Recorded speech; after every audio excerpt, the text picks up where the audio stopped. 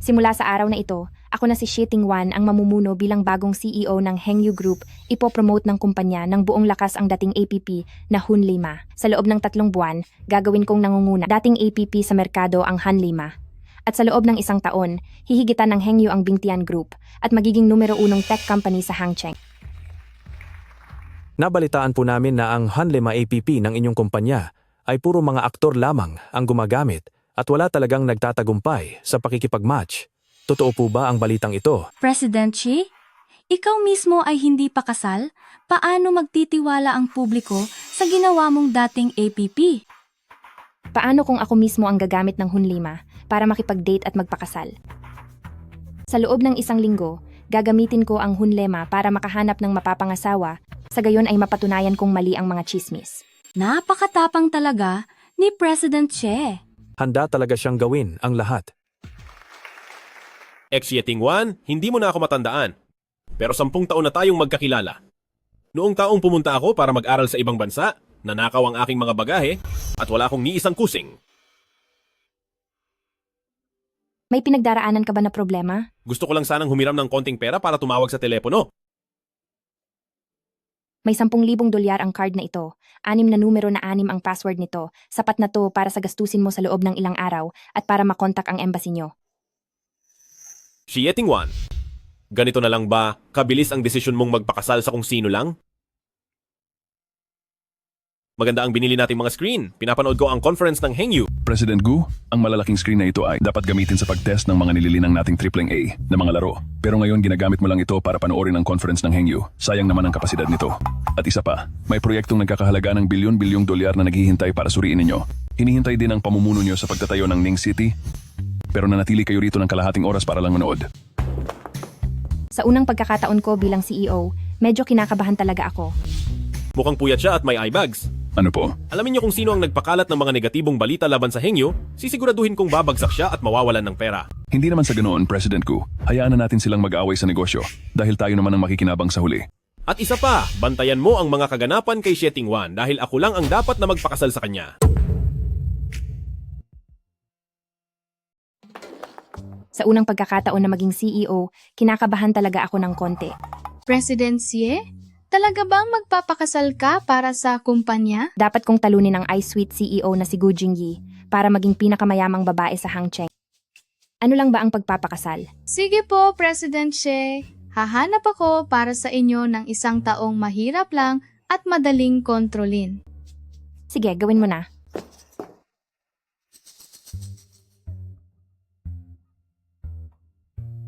May 1 milyong dolyar sa card na ito? Umalis ka na? Ako ang makikipag-blind date kay Xie Tingwan. Akala mo ba tanga ako? Kapag naging asawa ako ni President Xi, kahit ilang 1 milyong dolyar pa ay makukuha ko. Sa totoo lang, ako ang ex ni Xie Tingwan, malamang. Ay hindi mo alam na kapag natutulog siya, hilik siya ng hilik at nagnangalit ang mga ngipin, pagkatapos mangulangot ay hahawak sa paa. At ang pinakamahalaga, alam mo ba kung ano ang mahilig niyang laruin?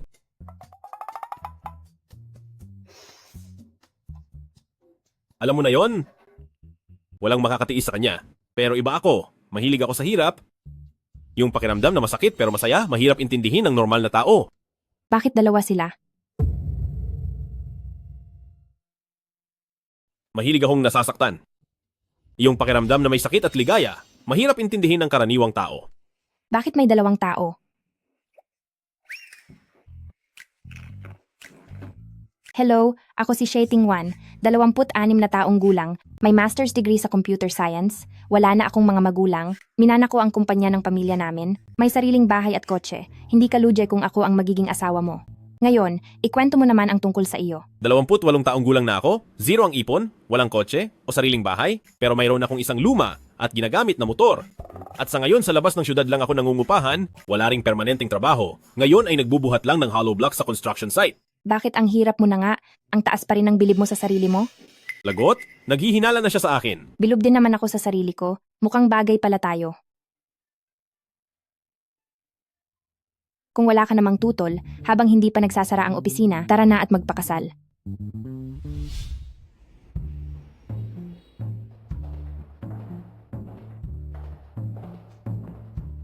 Gu Jingyi, ang presidente ng Bingtian Group.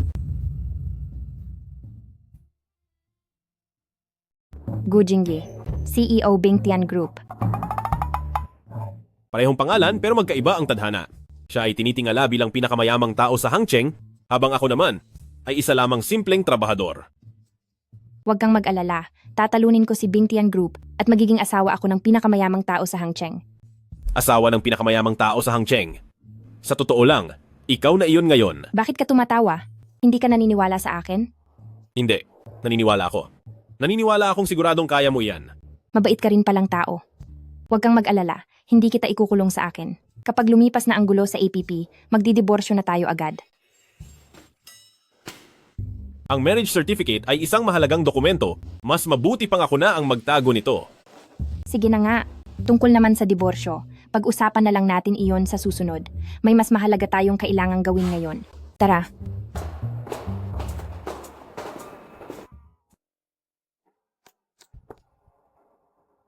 Anong ginagawa natin dito? Bibiling bahay para sa pagsasama natin. Dapat umasta tayong parang mag-asawa, kundi ay baka mahalata nila na hindi tayo nagsasama. Anong gagawin natin? Huwag kang mag-alala. Ako na ang magbabayad para sa bahay. Magdadala rito si Special Assistant Joe ng mga tao para sa inspeksyon ngayon. Kapag nalaman nilang nagsisinungaling tayo, tapos na ang lahat. Hoy, bakit ka tumatakbo? Masyadong mahal dito, siguro ay maghanap na lang tayo ng ibang lugar. Magdadala ng mga tao si Special Assistant Joe para sa inspeksyon ngayong araw, at kapag nabuking tayo, ay tapos na ang lahat. Hoy, saan ka pupunta? Sobrang mahal nito. Baka naman pupwede tayong humanap ng ibang lugar. Sa tingin mo ba gusto kong pumunta rito? Pero ang mga pagmamay-ari sa ilalim ng Bingtian Group, ang tunay na pinakamaganda sa Hangzhou. Kahit medyo mahal ay okay lang. Tara na. Mukhang maganda ang bilyang iyon. Mahusay po ang inyong panlasa. Iyan ang aming pinakamagarbong unit. Napaliligiran ng bundok at katubigan. Napakagandang tirahan po niyan. Kung ganoon, kukunin ko na iyan. Gusto ko rin ang unit na iyan. Saan galing ang ghillie suit na yan? Alam mo ba ang ibig sabihin ng nauna ay dapat unahin? Anong ghillie suit? Isang ghillie suit na pangnyebe. Ano bang problema sa paningin mo? Gawa ito ng sikat na designer. Ikaw siguro si Xie Tingwan, ang lalaking binabayaran ng babaeng iyan? Ako si Binibini ng pamilyang Xie, at itong kasama ko ay ang pinakamalaking shareholder ng Hengyu si Chairman Shu na gawa mo pang maging mayabang sa harap namin? Binibini ng pamilyang She. Isang kamag-anak lang sa malayo ay ganyan na kung tawagin ang sarili. Kukunin ko ang bilyang ito. Sandali. Doble ang ibabayad ko. Pasensya na po, Ginoo, pero si Ginang Xie po ang nauna. Napakabobo mo at ayaw mong kumita. Paumanhin po, Ginang Xie. Kulang po ang pera sa card na ito. Nakalimutan ko, nung Lunes ay inilagay ko ang lahat ng pera sa research department. Sandali lang, sa tingin ko ay may laman pa ang iba kong card. Huwag kang mag-alala, ako na ang bibili. Nakakatawa, isang CEO na walang pera at nagsama pa ng isang lalaking palamunin para bumili ng marangyang bilya. May pera ka ba talaga? Nakakahiya kayo? CEO po.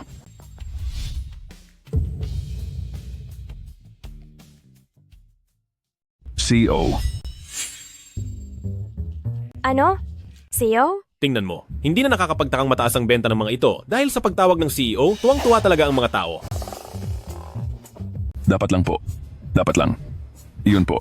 Ang mga customer ay pawang CEO. Akala ko naman kung anong klaseng sikretong pagkatao mayroon. Tanging ang mga taong may mataas na katayuan tulad ko ang makakabili ng pinakamahal na unit dito. Ano po kasi, ang unit na ito na pinakamahal sa lahat, kailangan po ng mataas na katayuan para mabili ito. Anong ibig mong sabihin? Isa siyang stockholder ng Hengyu. Medyo mababa pa po ang katayuan na iyan, pero kung ikaw ang CEO ng Hengyu, maaari pa siguro. Sandali, bakit mo? Hoy, sobrang tulis ng boses mo. Pinapasakit mo ang ulo ko. Umalis na nga kayo agad. Kapag naistorbo nyo ang mga kliyente ko, malaking problema iyan. Ano pang hinihintay nyo? Gusto nyo bang tawagin ko pa ang mga security guard? Mabuti naman at marunong kayong mahiya. Mula sa likod, mukha talaga silang mga nakabalat kayong kawatan. Hayes, kahit hindi tayo makakabili ng bahay ngayon, nakakatuwang makita ang dalawang talunang iyon. Masaya na ang pakiramdam ko. Tara na. Sandali po, President Xie. Para sa unit na ito, may karapatan po kayong bumili dahil sa inyong katayuan. Eksakto namang, kabubuhos ko lang ng pera sa isang investment. Medyo gipit ako ngayon. Napakaganda niyan. May ginagawa kaming promo ngayon. Kalahati na lang ang presyo ng bahay. Half price? Ayos iyan. Kunin ko na ang unit na ito. Huwag po kayong mag-alala. Aayusin ko na po agad ito. President Gu, nasiyahan ba kayo sa ipinakita ko? Anong half price? Dapat ay ibigay na iyan ng libre. Gumawa ka ng paraan para maibalik ang pera, kundi ibabawas ko iyan sa sahod mo. Wanwan, totoo bang bibili ka niyan para maging bahay niyo sa kasal? Paano kung ang lalaking iyan ay isa palang mukhang pera? Palagay ko hindi naman. Bakit hindi mo subukan? Mamaya pagdating ng titulo, isulat mo lang ang pangalan mo at isipin mo na lang na regalo ko ito sa kasal mo. Ano? Pero, nakuha na ang titulo ng bahay. Ang bilis naman. Hindi kaya pa simple na inilagay ng lalaking ito ang pangalan niya nang hindi ko alam? Bakit tanging pangalan ko lang ang narito? Ano pa nga ba dapat? Mali ang hinala ko sa kanya. Ang bahay na ito, bakit parang walang switch ng mga ilaw? Xiaotian, buksan ang ilaw. Ang gusaling ito ay may ganap na smart design. Paano mo nalaman? Ang impormasyon sa disenyo ng Bingtian ay laging inililihim sa publiko? Ikaw ba ay? Ang gusaling ito ay may fully intelligent na disenyo. Paano mo nalaman? Ang impormasyon sa disenyo ng Bingtian ay palaging pinananatiling lihim sa publiko. Huwag mong sabihing, Inaakala mo ba na minamaliit kita dahil hamak na trabahador lang ako? hindi. Curious lang ako kung bakit ang dami mong alam tungkol sa bahay na ito. Dahil ang bahay na ito ay personal kong pinaghirapang itayo mula sa simula. Oh, maganda ang pagkagawa mo. Bakit nagtatrabaho ka pa rin? Lipat bahay na natin, hindi ba dapat tayo mag-celebrate? Sige,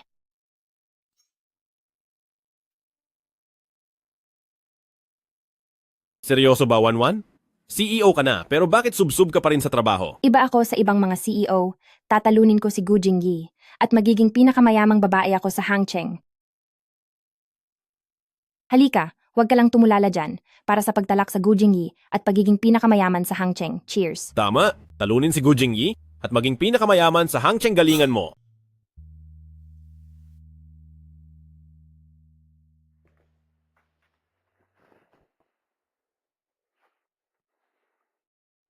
Mukhang sa susunod, hindi na kita dapat hinahayaang uminom. Hoy! Pakisend sa akin ang mga dokumento. President Gu. Sige, ipadala mo sa akin ang impormasyon. President Gu. Narinig mo iyon. Kapag natalo ko na si Bingtian, sisiguraduhin kong President Gu na ang itatawag sa iyo ng lahat.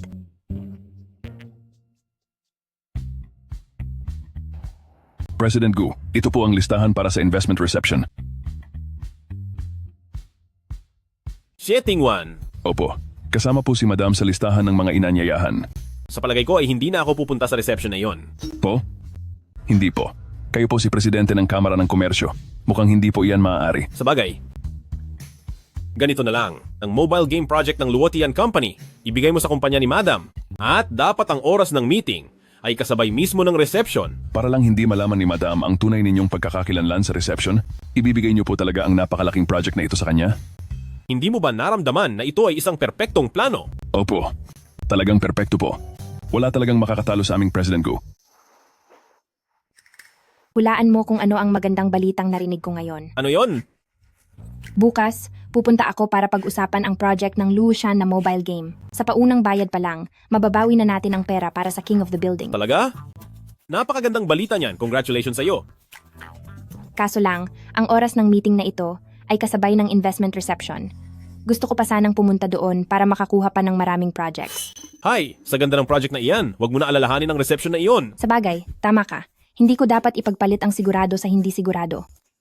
Pero hindi mo naman pwedeng habambuhay na trabahador ka lang. Paano kapag matanda ka na at hindi mo na kaya? Ano kaya kung sumama ka sa akin bukas sa meeting para matuto ka naman ng ibang kasanayan? Mukhang hindi ako pwede bukas. Mayroon akong importanteng kailangang gawin. O sige kung ganoon. Huwag kang mag-alala. Ang lakad mo bukas ay magiging maayos at matagumpay. Bakit parati kang parang punong-puno ng kumpiyansa sa sarili? Pero hangang-hanga ako sa iyo. Manager Liu, pakitingnan po ang kontrata. Maaari po nating baguhin ang anumang bahagi na hindi kayo kontento. Ayos ito, kontento na ako. Hindi nyo man lang po babasahin ang kontrata? Talagang kahanga-hanga ang talentong taglay ni President Xie Mei. Tiwala ako kay President Xie. Mag-ingat po kayo sa pag-alis nyo. Buti na lang matalino ako. Nilagay ko ang lokasyon ng pirmahan ng kontrata sa hotel kung saan din gaganapin ang reception. Mukhang aabot pa ako sa programa. President Gu, maaari na po kayong umakyat sa entablado. Ate, nasaan na pong parte ang program sa loob? Nagsisimula pa lang po. Kasunod na po ang talumpati ni President Gu.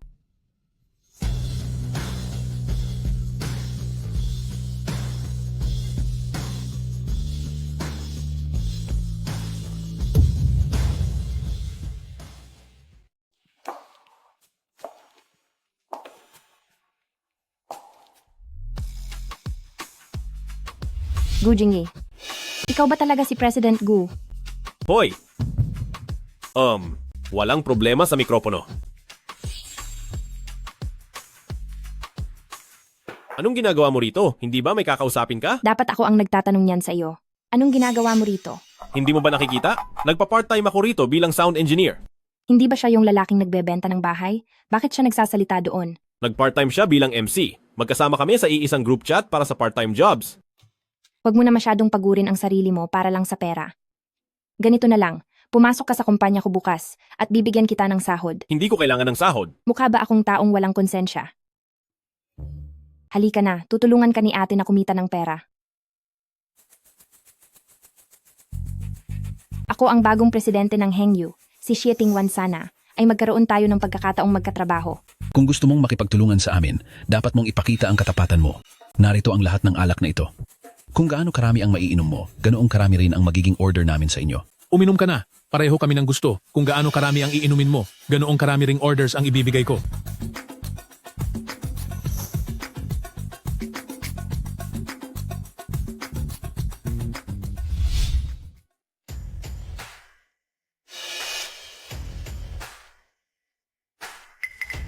Anong tinitingin-tingin nyo? Assistant niya ako. Kung gaano karami ang mainom, ay ganoong karami ang order. Di ba?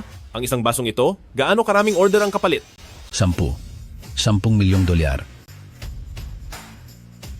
Huwag, teka lang. 100 milyong dolyar. 100 milyong dolyar. Sapat na ba ang 100 milyon? Sapat na, tama na. Sapat na ang 100 milyon. Hindi maaari. Mali ang nasabi ko. Nagkamali ako. Kami na lang ang iinom. Kahit gaano pa karami ang mainom namin, ibibigay namin ang mga order kay President Gu. Ang mga taong ito, baka nalasing na sila sa alak. Ganoon lang kadali nakakuha agad ako ng napakaraming order.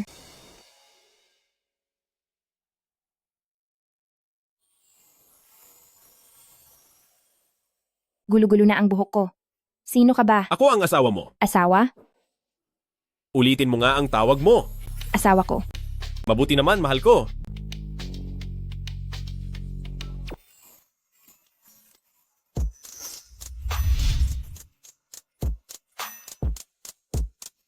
Anong asawa? Tawagin mo akong boss. Pumasok ka sa trabaho bukas.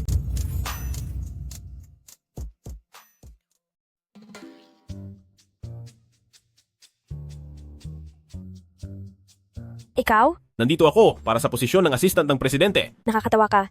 Sa panahon ngayon, ang mga lalaking umaasa lang sa mukha, nagawa na talagang maging ganito kawalang hiya? Bantayan mo ang pananalita mo. Simulan mo na ang pagpapakilala sa sarili. Ako si Gu Jingyi, isang software engineer na nakapagtapos sa Software Engineering Department ng Yale University. Nakikita kong maayos ang mga grado mo sa kurso mo. Bakit kulang ng 3 taon ang karanasan mo sa trabaho? Hindi ba't pandemya noong 3 taon na iyon? Kaya nanatili lang muna ako sa bahay. Ang mga sample ng gawa mo na ito, parang pamilyar sa akin. Hindi kaya kinopya mo lang ito mula sa pinakamalaking game company sa ibang bansa, iyong mga pelikulang interactive na laro? Sa totoo lang, ang proyektong iyon ay isang laro sa ilalim ng Henderson. At nagkataon na noong oras na iyon, ako ang may hawak ng proyektong iyon. Sinasabi mong ikaw ang may hawak ng proyektong ito? Sa ganda ng proyektong iyon, bakit ka pa pumunta rito sa Hengyu? Hump. Halata namang nagnakaw ka lang ng gawa. Sinasabi mong galing ka sa sikat na universidad sa ibang bansa at marami ka raw karanasan sa mga proyekto, maaring may dagdag ang resume na ito, pero huwag mo namang gawing parang himala sa sobrang pagyayabang. Umalis ka na? Hindi ang Hengyu ang tamang lugar para sa isang lalaking tulad mo, na naghahanap lang ng madaling buhay. Mismo ang presidente ang nagbigay sa akin ng offer. Hindi pa ako tapos magsalita pero pinapaalis mo na ako. Anong klaseng HR ka? Wala akong paki sa presidente, kilala mo ba kung sino ako? Ako ang young mistress ng kumpanyang ito. Ako ang nagpapasya kung sinong tatanggapin. At kung gusto kong palayasin ng isang tao, siguradong mawawala siya sa harap ko. Young mistress, hindi ba HR ka lang? Ganoon ba kalaki ang kapangyarihan mo? Umalis ka na sa harap ko. Napakasinungaling mo.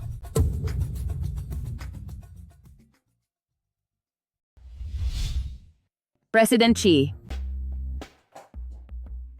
Xie Tingwan, Peke ang resume ng lalaking ito. Hindi siya pwedeng pumasok sa kumpanya. Ano naman kung peke? Maganda ang resume ng assistant ko. Guwapo pa. Maganda siyang dalhin sa labas dahil nakakadagdag siya sa imahe ko. Sheting Wan, talagang nabulag ka na sa kapugian niya. Kung ang kumpanya ay ibibigay sa iyo, paano kami makakatiyak na maayos ito? Huwag na po ninyong pahirapan ang inyong sarili sa pag-iisip niyan. President Xie, parating na po rito si President Wang. Pakituloy mo rito si President Wang. Ito ba ang ginawa mong plano para sa akin?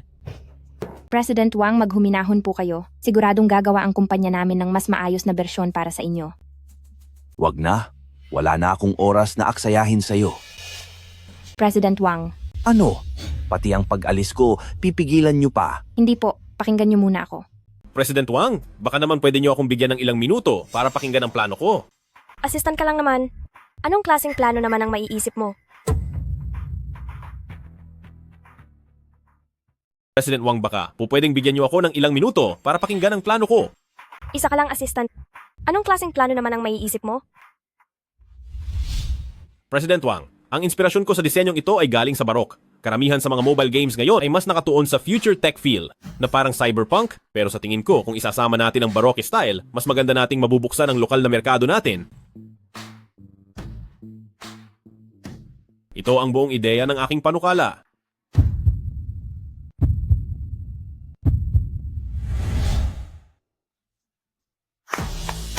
Maganda. Ito ang plano na hinahanap ko, President Xie. Ihanda mo ang kontrata. May talento ang batang ito. Sobra lang simple kung manamit. Hindi ko akalaing marunong siya nito. Nagkataon lang iyon. Eh bakit ikaw? Hindi ka makapagpakitang gilas. Ikaw, Sabi ni President Wang, masyadong simple ang suot mo. Kaya gagawin nating mas magarbo. Gusto mo ba ang mga suit? Maayos naman. Kung ganoon, isusuot ko iyan araw-araw para sa'yo.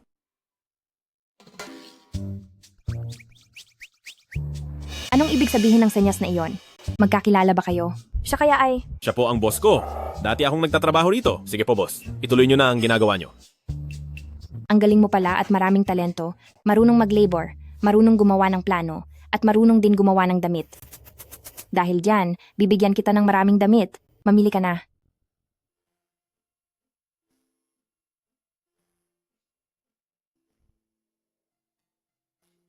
Guwapo ka na. Marami pang alam. Medyo mahirap lang. Pero ayos lang. Kaya kong kumita ng pera. Boss, pabalot po. Kukunin ko ang lahat ng iyon. Ako na ang magbabayad. Kasal na tayo, wala namang dahilan para ikaw ang magbayad. Itabi mo na lang ang pera mo para sa sarili mong gastusin. Dahil kasal na tayo, ang pera ko ay pera mo na rin. Ito ay isa sa 10 limitadong black card sa buong mundo.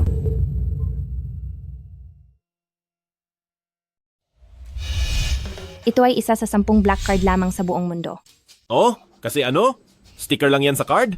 Sa katunayan, isa lang itong ordinaryong card sa bangko.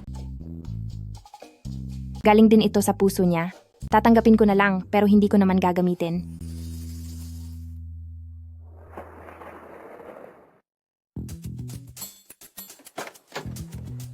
Palihim na akong humanap ng mga tao para tulungan ng madam na ayusin ang kumpanya ng kalaban. Tandaan mo, huwag kang masyadong halata. Mananagot ka kapag nalaman nila ito. Tsaka isa pa, ang tungkol sa relasyon nating dalawa, hindi ito dapat malaman ng iba. Ano ba ang relasyon niyo? Kaming dalawa ay malayong kamag-anak. Anak siya ng bayaw ng pinsan ko sa panig ng panganay na tiyahin ko. Si Pinsang Malayo. Opo. Pinsang Malayo? Ngayon lang ako nakakita ng kamag-anak ni Laugu. Dahil nagkataon naman ngayong araw, halika at kumain muna sa bahay para makita ko na rin kung kumusta ang ibinebenta mong bahay. Sige po. Sige po. Tara na po. Bibili muna tayo ng mga rekado. Tara.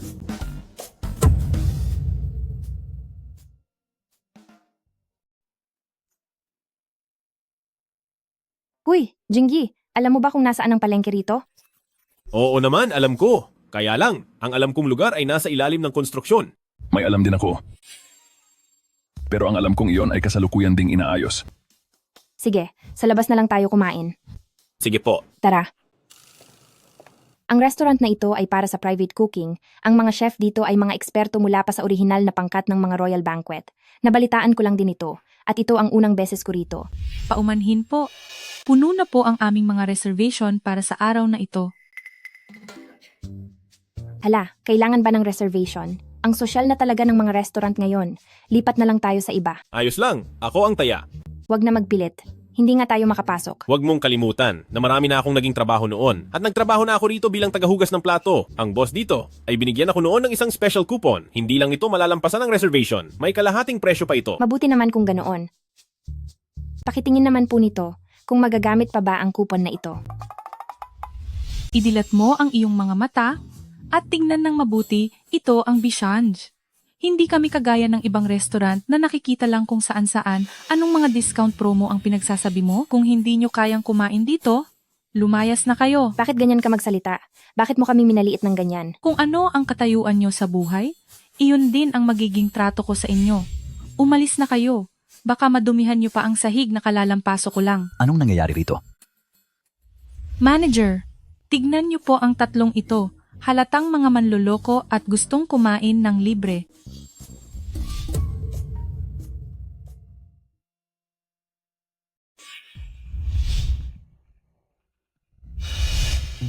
Hala! Teka.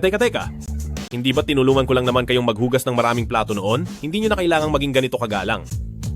Nag-oobserba lang ako ng palihim, kaya huwag nyo munang ibubunyag ang pagkakakilanlan ko. Gaya po ng sinabi nyo, napakalaki po ng utang na loob namin sa inyong pagtulong. Kahit anong oras pa kayo pumunta sa aming restaurant, mananatili po kayong pinaka-importanteng panauhin namin.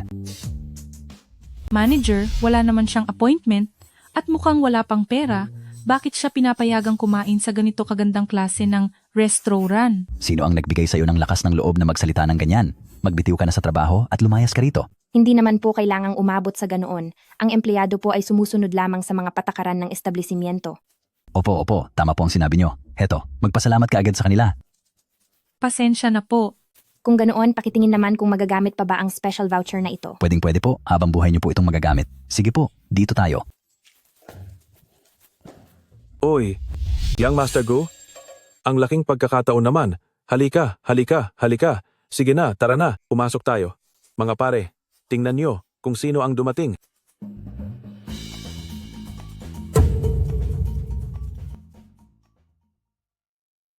Hoy, Young Master Gu. Anong coincidence naman? Halika rito, tara. Mga tol, tingnan nyo kung sino ang dumating. Young Master Gu. Iba na ang panahon. Sa tabi ni Young Master Gu, kailan pa nagkaroon ng babae? Oo nga, kapag nalaman ito ng ibang mga babae, tiyak na madudurog ang mga puso nila. Young Master Gu, sino ba sila? Mabubuting kaibigan lang. Kaming magkakaibigan, hilig lang talaga naming tawagin ang isa't isa ng boss. O kaya naman sir, di ba? Ipakikilala ko kayo. Asawa ko, si Xie Tingwan.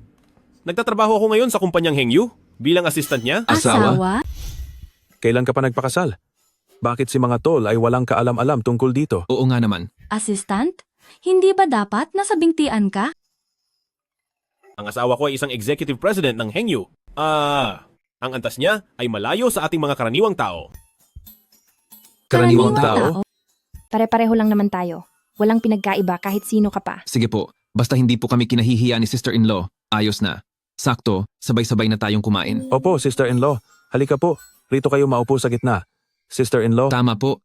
Upo na po kayo.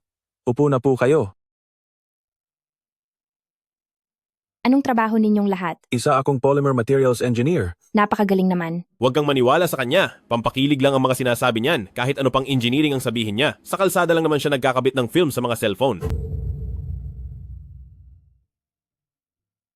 Huwag kang makikinig sa kanya, masarap lang pakinggan ang mga sinasabi niya. Anong polymer engineer? Tagabitbit lang siya sa ilalim ng tulay. Sige na. Talagang ayaw mo akong pormahan sa harap ni sister-in-law, di ba? Ako, ang Regional Resources Regeneration Management CEO. Tagakuha lang ng basura. Sister-in-law, isa akong dalubhasa sa pagpapalambot ng mga high-end na pagkain. Inaalagaan ka lang ng mayamang babae para sa iyong itsura.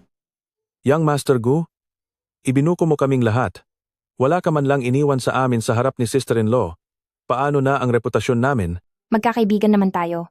Hindi ko iyon pinapansin. Pero Mahirap makapasok sa bisyong gekayo. Kami?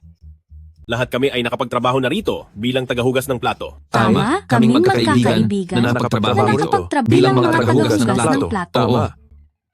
Mukhang mahirap din ang pinagdaanan ng mga kaibigan mo. Libre ko na ang hapunan ngayong gabi. Wag na, ako na ang magbabayad. Kahit may discount card pa, medyo mahal pa rin ang pagkain dito. President naman ako ng kumpanya, kaya hayaan mo nang ako na. Oo nga, hindi naman dapat ang president ang nagpapalibre, di ba? Sabi ko, nang ako na ang bahala. Sa susunod ka na bumawi. Masaya akong makilala kayong lahat. Sagot ko na ang gabing ito. Napakagalante mo talaga, sister-in-law. Magkano po? Ang kabuuang nagastos nyo ay 500,000 dolyar. Ano? Magkano lahat? 500,000 dolyar po lahat ang nagastos ngayong araw. Ano? Kahit na.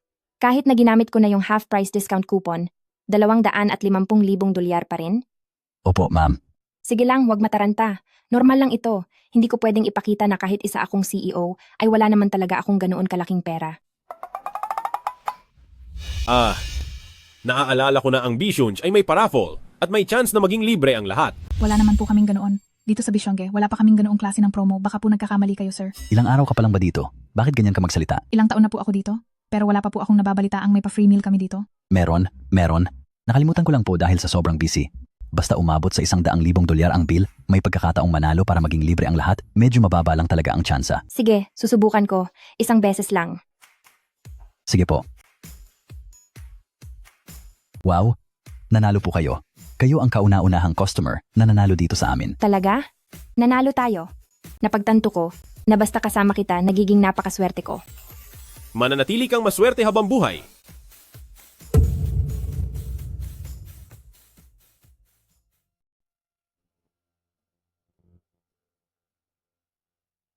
Sakay na. Ihahatid kita sa kumpanya. Wag na po. Baka may makakita pa sa atin at isipin nilang isa lang akong lalaking umaasa sa babae o palamunin. Baka masira pa ang reputasyon nyo dahil doon. Sige, ganoon ba? Oo nga pala. May ibibigay ako sa iyo. Halika rito. Tingnan mo kung magugustuhan mo ito. Opo. Gusto ko po. Ang ganda, bagay na bagay sa forma ko. Mabuti naman at nagustuhan mo. Sige, aalis na po ako. Sige, mag-ingat ka. Bye! Bye. Ang cute niya talaga. Hoy, baguhan. Gawin mo itong dokumentong ito para sa akin. Hindi ba bago ka lang din naman dito? At saka trabaho mo yan. Wala akong obligasyong tulungan ka. Ikaw? Isa ka lang namang mahirap na naka-electric bike lang. Kapag sinabi kong gawin mo, gawin mo. Kung ayaw mong mapahamak, umalis ka na sa harapan ko. Ay, natatakot ako. Graduate kaya ako sa MIT. Sa isang taong peke ang resume na katulad mo, anong panama mo sa akin? Sinasabi ko sa iyo, sumunod ka na lang at gawin ito. Kundi, sisiguraduhin kong magsisisi ka. Sigurado ka ba? Anong kaguluhan ito? Kumpanya ito. Hindi ito palengke. Anong ingay ito? Opisina ito. Hindi palengke. President Xie, ayaw po magtrabaho ni Gu Jingyi, sipain niyo na po siya. Trabaho mo yan? At wala akong pakialam. Anong ibig mong sabihing trabaho ko? Pareho tayong bago rito, kaya dapat lang na tumulong tayo sa pag-unlad ng kumpanya. Gu Jingyi, halika rito. Mukhang may masisipa na rito.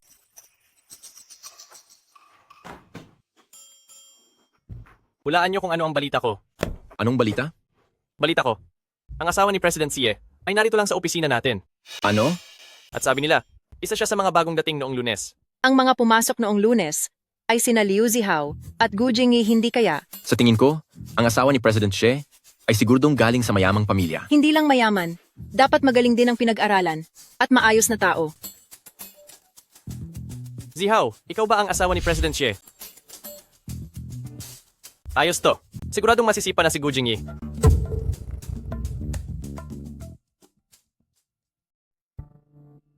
Ano bang nangyayari sa inyo sa labas kanina? Hindi ka ba komportable sa trabaho mo? Papatalsikin mo na ba ako sa trabaho? Ano bang iniisip mo? Malaki na ang naiambag mo sa kumpanyang ito, kaya imposibleng hindi kita pahalagahan. Tara, samahan mo akong makipagnegosasyon para sa kontrata. Siguro ay wag na lang po ako sumama. Marami pa po kasi akong tatapusing trabaho. Kakaumpisa mo pa lang sa trabaho, anong trabaho naman ang tinutukoy mo? Yung si Liu. Ano nga ulit pangalan niya? Marami siyang ibinigay na gagawin sa akin. Simula ngayon, kailangan mo lang gawin ang mga trabahong ako mismo ang magbibigay sa iyo. Dahil nasa Hunt Wedding app na ako at ang balita tungkol sa pagpapakasal ay nagpatigil na sa mga bali-balita. At ngayon, maayos na ang takbo ng ating app.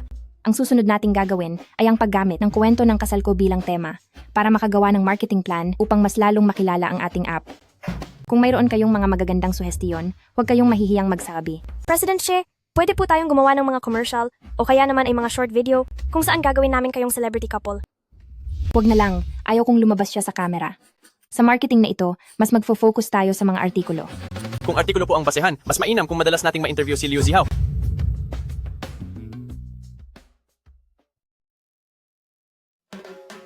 Zihao, hindi ba't mahilig kang uminom ng kape? Ito ay galing pa sa bakasyon ko sa Yunnan. Sadya ko itong ibinili ng coffee beans para sa iyo. Tikman mo ito. Noong nakaraang namasyal ako, nakita ko itong bow tie. Bagay na bagay sa iyo. Zihao, tikman mo muna ang kape ko. Zihao, tingnan mo ito. Sadya kitang pinili ng sapatos na gawa sa balat. Gawa ito sa tunay na leather.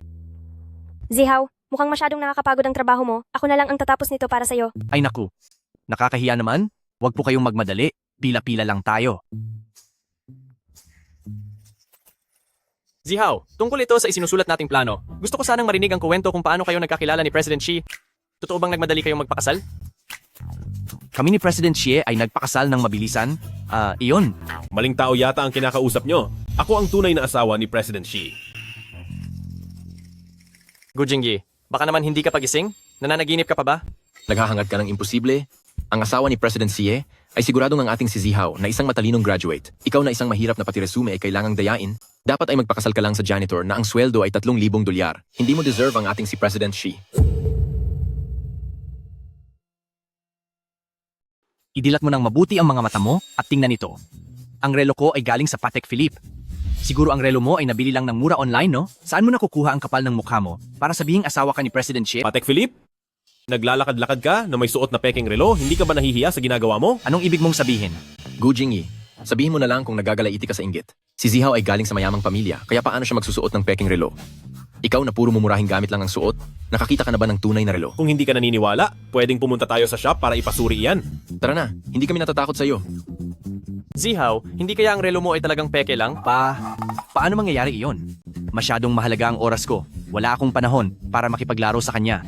Bakit na naman kayo nagkakagulo rito? Wala ba kayong ibang magawa sa buong araw? Narito kayo sa kumpanya para magtrabaho. Kung ayaw nyo nang magtuloy, pumunta kayo sa HR para kunin ang sweldo nyo. Gu Jingyi, sumunod ka sa akin. Hindi ako pumapayag. Huwag mo nang asahan iyan. Nagagalit na si President Xi. Itong si Gu Jingyi, siguradong masisante na siya.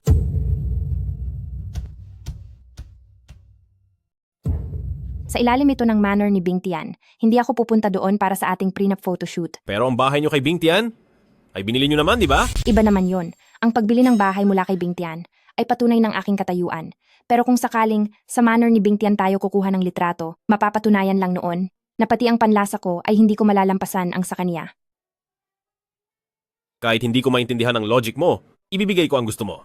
Kumusta naman ang villa ng Zui mo? Basta't hindi lang ito ari-arian ng CEO ni Bing Tian. Buti na lang at nitong mga nakaraang taon, marami akong nabiling sikretong ari-arian. Zihao, hayaan mong tulungan kita rito.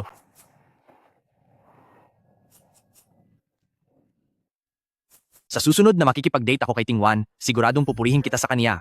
Zihao, bakit po hindi dumating si President Xi ngayon? Si President Xi kasi ngayong araw. Nasa prenup photoshoot si President Xi ngayong araw, hindi nyo alam? Ano? Nagpapakuha ng litrato para sa kasalang boss? Zihao, bakit po hindi kayo kasama roon? Huwag niyo siyang pakinggan. Si Tingwan ay talagang hindi lang gustong pumasok sa kumpanya ngayon. Halikayo. Ito ang litrato sa posts ni President Xi.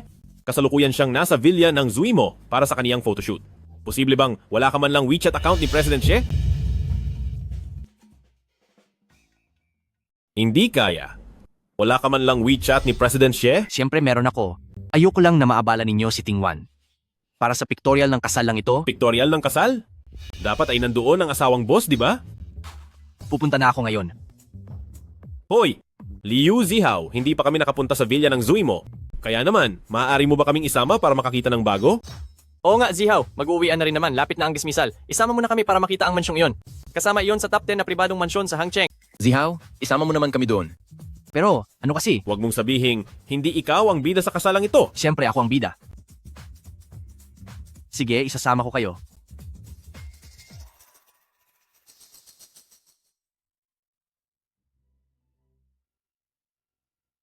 Grabe, hindi ko akalaing makakapunta tayo rito sa tanyag na villa ng Zui mo. Zihaw, bilis, ituloy mo na kami sa loob. Ha? Nako, naiwan ko pala ang susi. Pwede bang sa ibang araw na lang?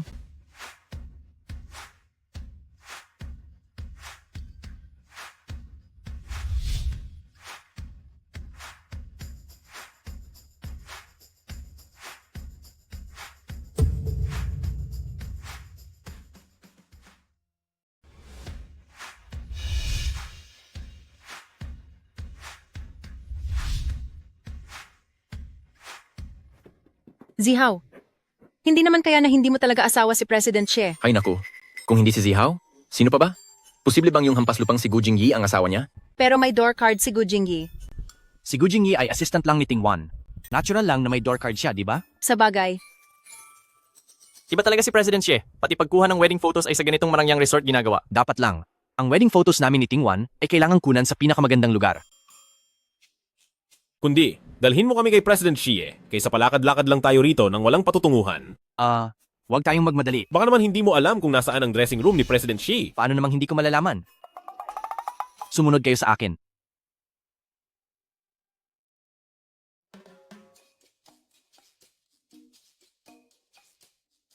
Zihaw, bakit walang tao? Mali yata ang pinuntahan natin. Hindi naman ako nagme-makeup, kaya natural lang na hindi ko agad mahanap ang dressing room. Tama, lalaki si Zihaw. Bakit naman siya gagamit ng dressing room? Ayos lang. Kung ganoon ay tawagan mo na lang si President Xie, hindi ba? Gu Jingyi, ano bang problema mo ngayong araw? Bakit parati kang naghahanap ng away? Ingit lang siguro siya. Kung mayabang ka talaga. Sige, tawagan mo si President Xie.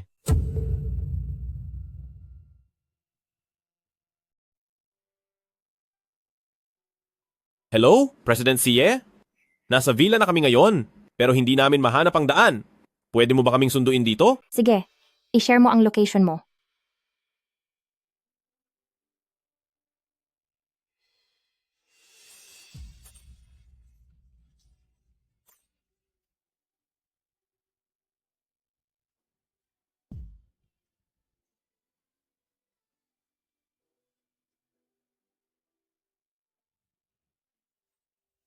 Anong masasabi mo? Napakaganda. President Xie, ang ganda-ganda mo talaga. Parang isang anghel na bumaba mula sa langit.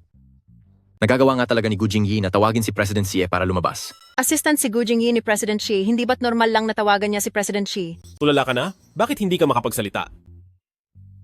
President Xie. Zihaw, bakit nagbago ang tawag mo kay President Xie? Zihaw, bilisan mo at magpalit ka na ng damit para makapag-shoot na kayo ng wedding photo ni President Xie. Hindi na kami makapaghintay. Ako? Anong wedding photo namin ni Zihaw? President Xie, hindi ba mag-asawa na kayo ni Zihaw? Naku, akala kasi ng lahat na si Zihaw ang asawa ni President Xie. Hindi po totoo yon, President Xie. Makinig ka muna sa paliwanag ko. Ako. Nagkamali lang silang lahat. Hindi kami nagkamali. Iyon ang totoo. Ano? Naniwala kayo agad sa sinabi ko, hindi ba? Naniwala kayo agad sa sinabi ko. Simula ngayon, tanggal ka na sa trabaho. At kayong lahat, huwag puro tsismis ang inuuna ninyo. Kapag hindi ninyo naabot ang kwota sa buwang ito, magligpit na kayo ng gamit at lumayas din kayo. At kayong lahat, tigilan nyo ang pakikichismis araw-araw. Kapag hindi nyo natapos ang kwota nyo ngayong buwan, magligpit na kayo ng gamit at umalis dito. Si President Xie, kung hindi si Liu Zihaw, baka naman si Gu Jingyi? Uy, ang tapang mo talaga. Kayo, araw-araw na lang. Lahat na lang ay kinuryos nyo. Totoong may asawa na ako, pero wala siya sa kumpanyang ito. Sige na, kung kontento na kayo sa nalaman nyo, bumalik na kayo sa trabaho, huwag nyong ubusin ang oras nyo sa kalokohan. Gu Jingyi, sumunod ka sa akin.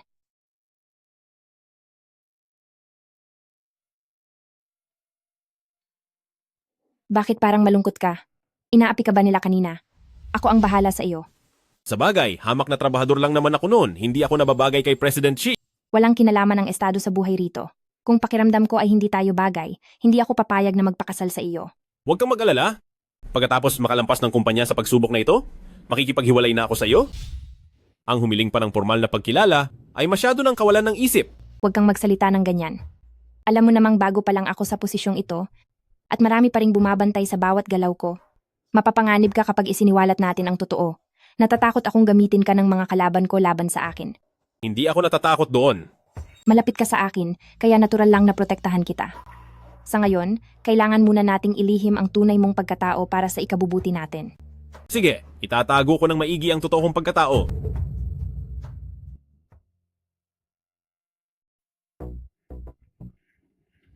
Napakarogante ni Sheting Wan. Lahat ng pinaghirapan kong hanaping matatalinong empleyado ay pinalayas niya. Kuya Mudong, ang masamang babaeng si Sheting Wan na yan ay talagang binabangga ako. Huwag kang mag-alala, gagawa ko ng paraan para si Sheting Wan ay mapahiya at mapatalsik sa kumpanya para makaganti sa kanya. Bakit? Anong nangyari? Paalis na sana ako para makipag-usap sa investor. Wala naman akong ginagawa ngayon, kaya sasamahan na kita.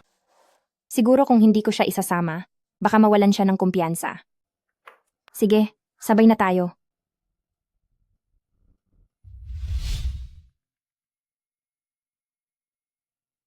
Maghintay ka na lang dito sa ibaba. Ako na ang aakyat para makipag-usap kay President Liu. Sige po.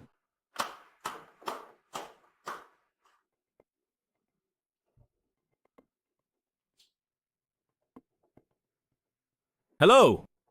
Pakiimbestigahan mo ang presidente ng Shanghai Company.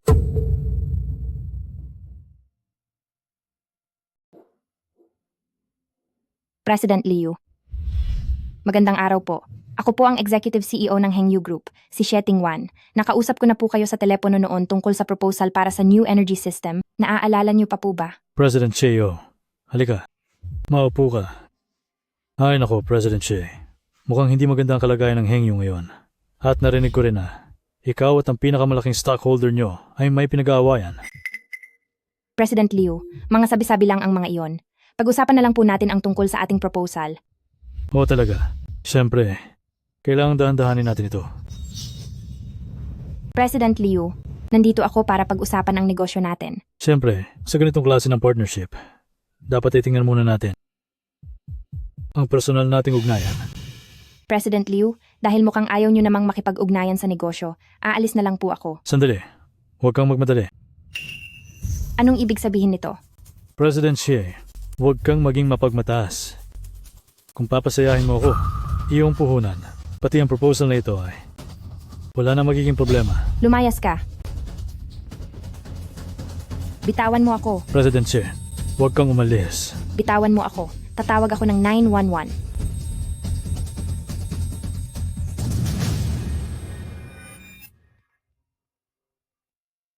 President Gu, nakuha ko na ang impormasyon. Ang amo ng Shanghai Company, isa siyang masamang tao. President Xie. Sino ang nagbigay sa iyo ng lakas ng loob na hawakan ang babae ko? President Xie.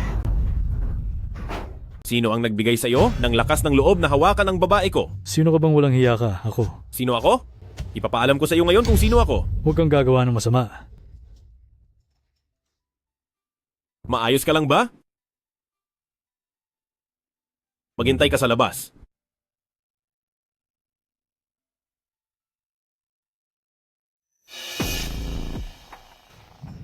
Ikaw na bata ka. Lalabanan mo ako? Alam mo ba kung sino ako? Ako ang presidente ng kumpanyang ito. Mag-ingat ka. Baka hindi mo kayaning harapin ang ganti ko. Sige. Ipatikim mo sa akin ang sinasabi mong ganti.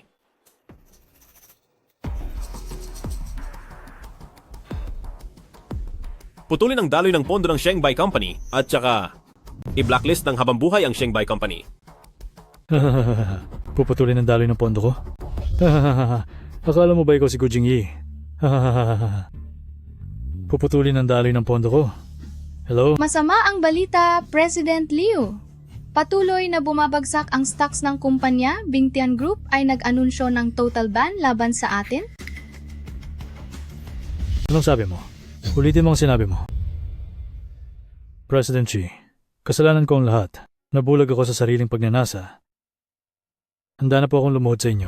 Mali ko po ito. Maligo.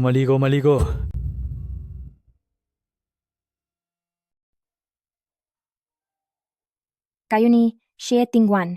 Ano ang nangyari sa loob kanina? Bakit biglang nagbago ng husto ang ugali niya?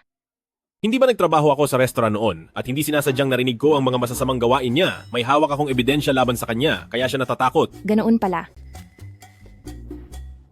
Bakit tila tuwing magpa-part-time ka ay laging perpekto ang timing mo? Tama ka.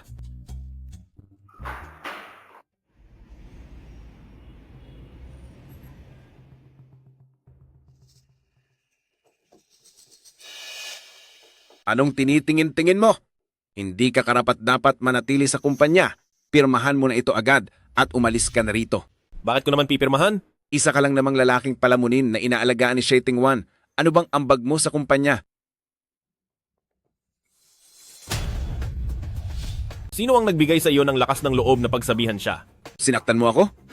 Bakit? Kinain ni Zubaji ang mahiwagang prutas? Kaya nakalimutan mo na ang lasa ng masaktan? Gusto mo bang subukan muli? Sinaktan mo ako? Tatalsikin na kita sa trabaho. Sinuntok mo ako? Sisibakin kita sa trabaho. Si President Xie ang kumuha sa akin. At wala kang karapatang tanggalin ako. Hamak na assistant ka lang. Nagmamalaki ka lang dahil kay Xie Tingwan. Akala mo ba ay hindi kita kayang tanggalin? Iniisip mo ba talaga na ang isang tulad mong mahirap ay may makapangyarihang kakampi? Ako ang kakampi niya. Isang babaeng umaasa lang sa pamana ng mga magulang, anong naitulong mo sa kumpanyang ito? Nakikita mo namang bumabagsak na ang kumpanya, pinapayuhan kita, ibigay mo na sa akin ang posisyon ng pagiging CEO. Masyadong halata ang mga masamang balak mo. Ginagawa ko ito para sa ikabubuti mo. Huwag mo akong daanin sa mga ganyang salita. Ang mga plano sa loob ng utak mo, huwag mong isiping hindi ko alam. Ikaw. Masamang balita po, President Xie. Inireklamo ng plagiarism ang Han Leme app. Anong nangyari? Sinasabi ko na nga ba, ang mga app na iyan, aksaya lang sa pera. Manahimik ka. Tawagan agad ang abogado. President Xi, napakahirap ng kasong ito. Dahil ang problema ay nanggagaling sa loob ng kumpanya. Sa loob ng kumpanya. Opo, ang problemang ito ay lumitaw dahil sa iisang dahilan at iyon ay dahil mayroong trader sa loob ng kumpanya. Trader? Opo, para masolusyonan ito, kailangang mahanap ang trader na iyon.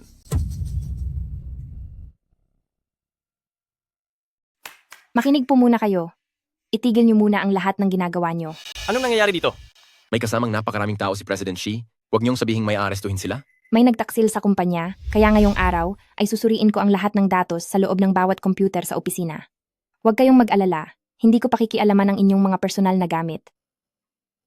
Simulan ang investigasyon.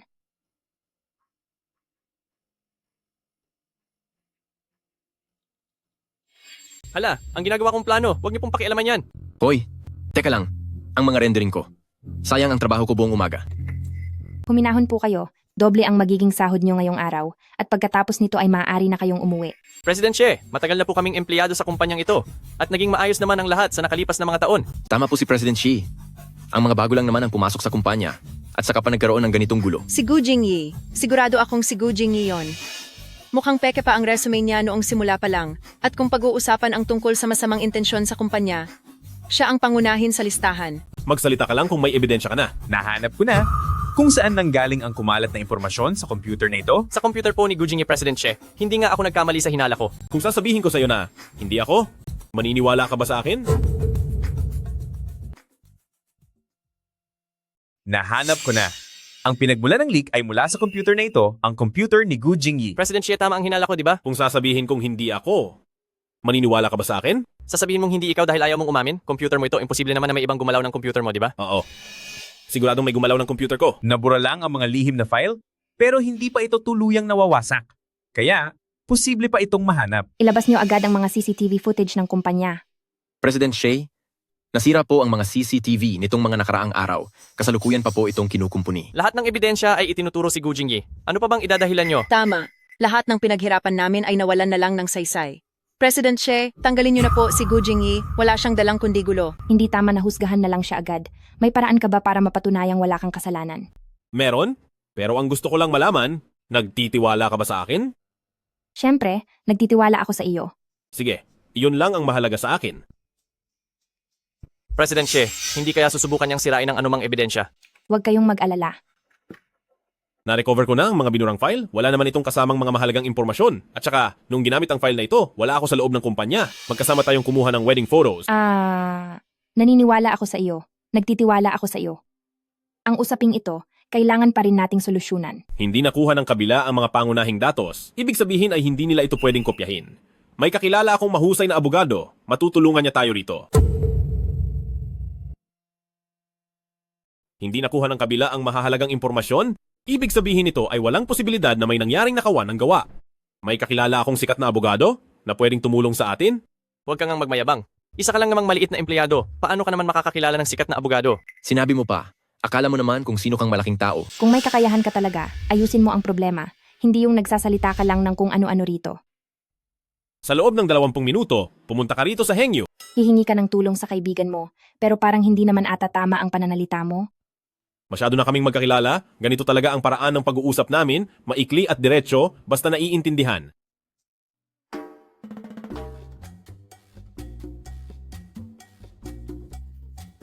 Salamat, kaibigan. Ikaw talaga ang laging nandyan para sa akin. O sige, walang anuman, kaibigan. Ganyan po ang buong sitwasyon. Sige po, wag po kayong mag-alala. Maayos natin ang bagay na ito. Maraming salamat po kay Attorney He. Kadalasan ang mga hawak ko ay mga kaso ng malalaking kumpanya.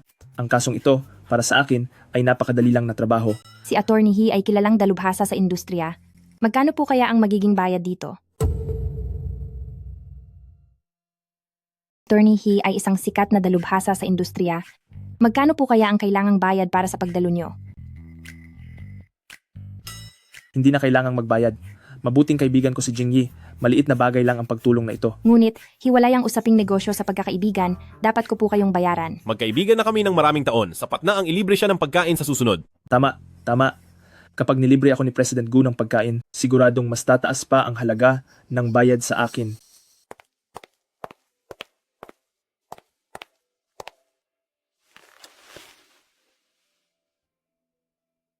President C, trending na po kayo online?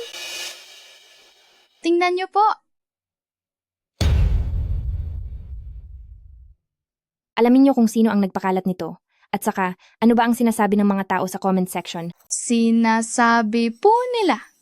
Sabi nila, Diretsuhin mo na ako. sinasabi po nila na bilang developer, kung kayo mismo ay masyadong malaro sa pag-ibig, ibig sabihin ba ang Hanlemu APP ay ginawa lamang para magbigay ng pagkakataong makipagkilala sa mga taong nag-iisa? Imbis na tunay na pagsilbihan ang mga naghahanap ng mapapangasawa? Inaayos na ba ito ng public relations team? Opo, pero hindi talaga naniniwala ang mga netizen na maghahanap kayo ng lalaking mas mababa ang antas kaysa sa inyo. Sabi nila, kailangan niyong linawin ang inyong pagkatao kundi iisipin nilang gumagawa kayo ng hindi maganda. Sunod-sunod talaga ang kamalasan.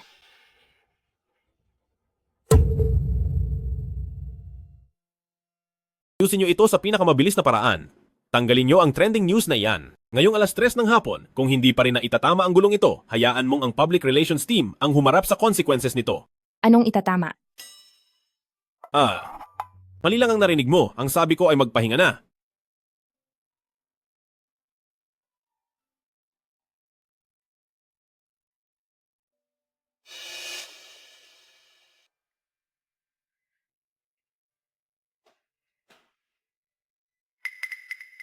Bakit?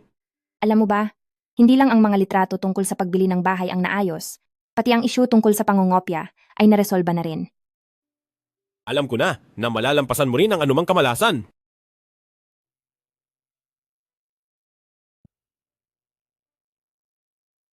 Mauuna na akong magsalita, Sheting Wan. Ay hindi na karapat-dapat na maging executive president. Kung hahayaan pa natin siyang mamuno sa kumpanya, siguradong babagsak tayo sa huli. Pero ang shares ni Sheting Wan ay masyadong mataas. Anong ikinatatakot mo? Ang pinagsama-samang shares natin, bagamat mas kaunti ng kaunti kaysa sa kanya, ay may mas maraming karanasan at kwalifikasyon. At bukod doon, maraming empleyado ang naniniwala sa atin. Ano ang dapat nating gawin? Pag-usapan na lang muna natin yan sa susunod. Gagawa ko ng paraan para si Sheting Wan ay mabigla sa ating susunod na hakbang. Naku, masamang balita ito, President Xie.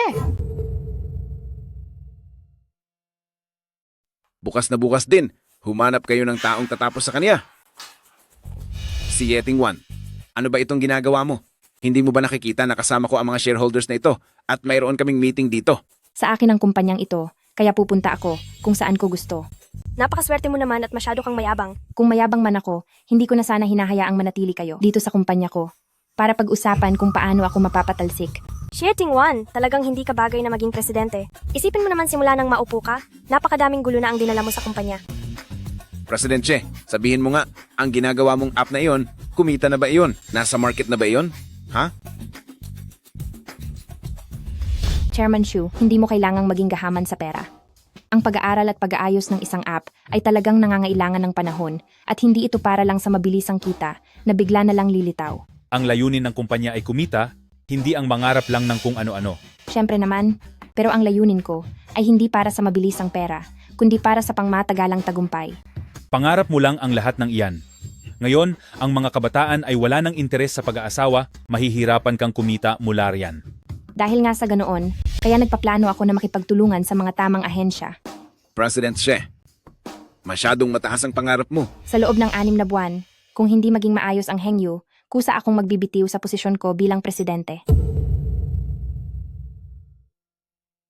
Sa loob ng 6 na buwan, kapag hindi umunlad ang Hengyu, ako na mismo ang magbibitiw sa pwesto ko bilang presidente. Oh. Sige, President Xie, pero ang mga salitang nasabi mo na ay parang natapong tubig na hindi mo na mababawi pa. Ang aking Shieting Wan ay may isang salita at hindi kailanman mababali.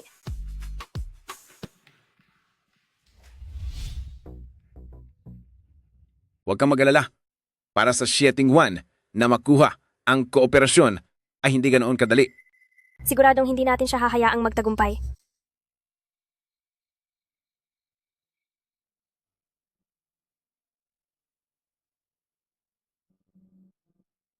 Mag-aalas 3 na? Hindi ka pa ba matutulog?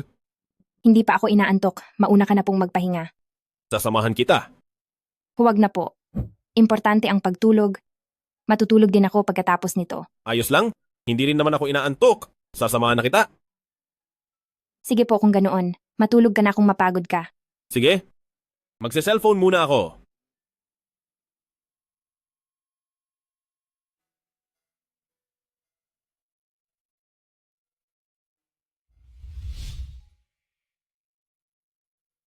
Salamat sa pagtitiyaga.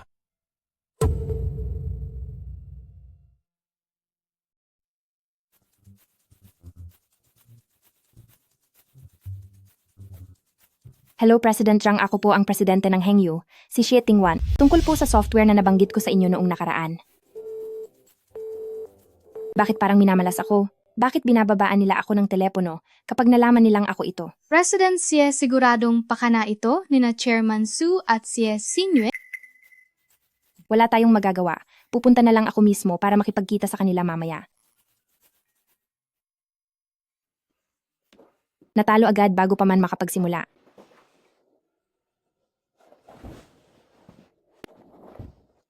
Sabihin mo sa akin, anong nangyari? Nakikipag-usap ako ngayon sa mga kumpanya, sa industriya para sa isang partnership, pero sa tuwing pinapakilala ko ang sarili ko, binababaan agad nila ako ng telepono. Huwag kang mag-alala, lahat ng iyan ay magagawa ng paraan. Naniniwala ako sa iyo sa tuwing sinasabi mo iyan. Iimbestiga mo kung sino ang nasa likod ng pananabutahing ito. At isa pa, isend mo sa akin ang buong listahan ng mga kumpanyang katrabaho natin. Huwag kang pakahuli, kundi ikaw ang mananagot sa akin.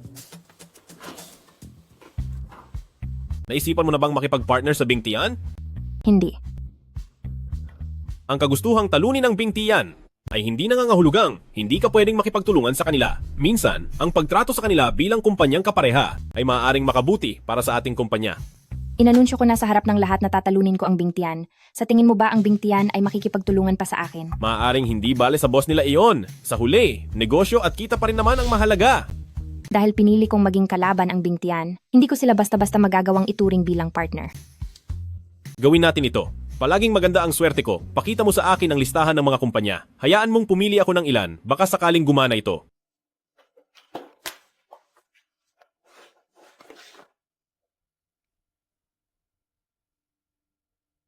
Subukan natin.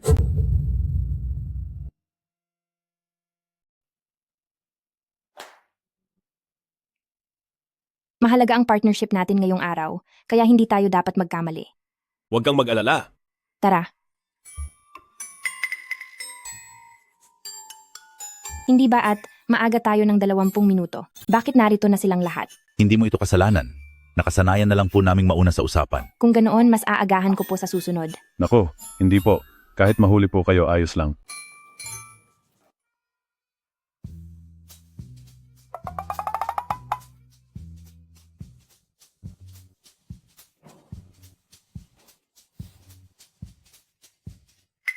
Bakit parang may kakaiba?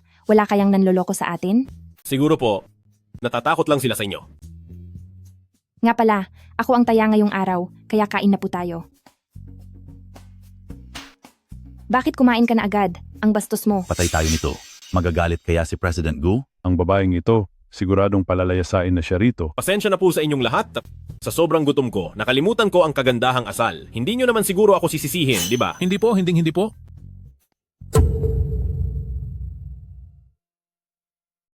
Dahil napakabait niyo pong lahat, kung ganoon ay hindi na natin kailangan pang sumunod sa formalidad. Uminom muna tayo ng kaunti, tsaka na natin pag-usapan ang kontrata. Halina kayo, tagay para sa ating lahat.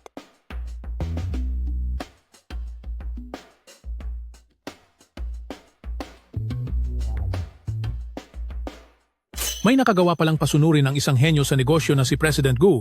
Mukhang hindi nga dapat maliitin itong si President Xi. Napag-isipan na po namin ang tungkol sa kontrata. Huwag po muna kayong magmadaling tumanggi. Nandito na rin lang naman tayo. Pakinggan niyo muna po ang mga ideya ko para sa proyektong ito. Pagkatapos ay tignan ang nilalaman ng kontrata. Hindi pa naman huli para tumanggi mamaya. Pipirmahan na po namin ang kontrata. Teka, talagang may tiwala po kami na magtatagumpay ang proyektong ito. Mag-isip pa po kayong mabuti. Sinabi na nilang pipirma na sila. Huwag kang manggulo, hindi pa nga nila nakikita ang kontrata. Hindi naman sila mga hibang. President Xi, gusto po naming pirmahan ang kontratang ito. Ha? Tama ba ang narinig ko? Opo, tama po ang narinig nyo. Hindi naman ako lasing. Pero hindi pa po natin nababasa ang kontrata, di ba? Hindi na kailangang basahin, naglitiwala po kaming lahat sa inyo. May pakiramdam po kaming lahat na kapag sumama kami kay President Xi, tiyak nakikita kami ng malaking pera. Halatang pinagpala at espesyal si President Xi. Masyado nyo naman akong pinupuri. Kayo po ang tunay na mga bigatin sa negosyo. Ginamitan mo ba sila ng mahika? Bakit nagkakaganito ang lahat? Sadyang napakaganda lang ng disenyo mo, o kaya naman, ay baka nadala lang sila sa ganda mo. Ang mundong ito, puro na lang babola at pambobola? Ang galing! Gusto mo bang magdiwang tayo? Sige, paano kung bumili tayo ng singsing pangkasal bukas? Sige.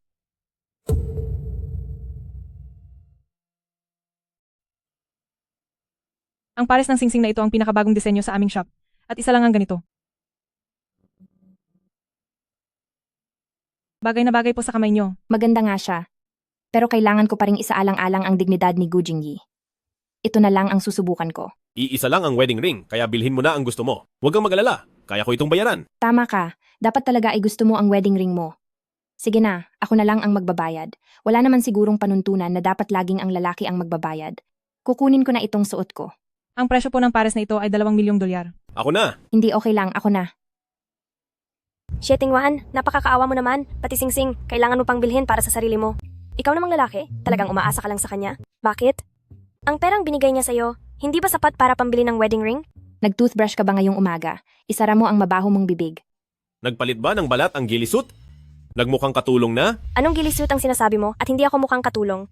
Gawa ito ng sikat na designer, ikaw na prom di ka, may alam ka ba sa fashion? Isang mamahaling gilisut. Ikaw ang mukhang naka-camouflage na outfit, ikaw ang mukhang katulong. Mamahaling designer brand to. Isa kang hamak na prom di. May alam ka ba talaga?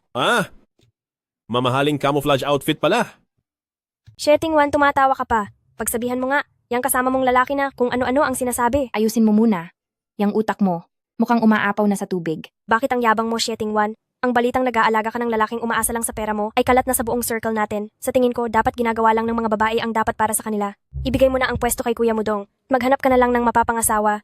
Imbis na mag-aksaya ng oras sa kung sino-sino sa labas. Mukhang malubha na ang sakit mo. Ang bill po namin. Binayaran na po ng ginong ito kanina. Sige, tara na.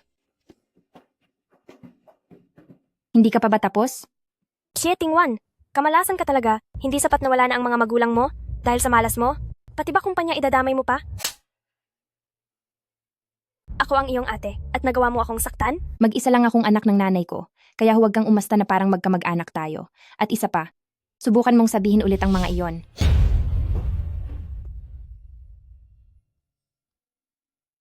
Marami na tayong nakuhang kontrata kailan lang, bilhan kaya kita ng bagong sasakyan, mahirap yung lagi kang nakascooter lang. Ayos lang po, malapit lang ang bahay sa kumpanya, kaya ko namang mag-scooter lang. Sige, kung yan ang gusto mo.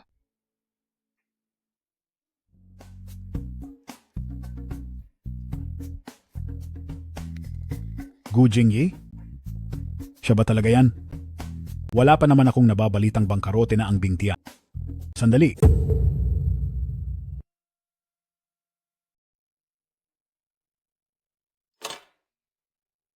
Anong nangyayari? Naka-electric scooter ka pa talaga. Ang President Gu natin, lumabas ba para maranasan ang buhay ng masa? Anong iniisip mo dyan? Marriage certificate? Hi. Hoy, Gu Jingyi, sinasapian ka na ba? Kung hindi ko lang alam na naging karelasyon mo si Cheng Meishi, aakalain kong ayaw mo lang talaga sa mga babae. Pero ngayon sinasabi mo sa akin na kasal ka na. Uulitin ko sa'yo, hindi kami naging magkarelasyon ni Cheng Meishi. Talagang ang mga magulang lang niya ang nakiusap sa akin na alagaan siya ng sandali.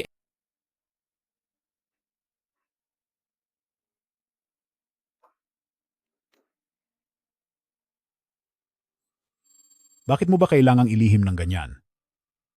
Para iwasan na mahanap niya ang dahilan para makipagdiborsyo. Suko na talaga ako sa'yo. Sino ba talaga ang mahiwagang babaeng iyan? Wala ka pang gaanong karanasan sa pag-ibig, huwag kang pauto. Gusto kong magpauto sa kanya. Hindi eh. Wala naman akong problema kung makikipag-date ka, pero sa laki ng yaman mo ngayon, masyadong delikado ang pabigla-biglang kasal. Hindi mo ba alam na ang mga babae ngayon ay masyadong mukhang pera? May pinirmahan ba kayong anumang prenuptial agreement o kahit ano? Hindi niya alam kung gaano ako kayaman. Ano?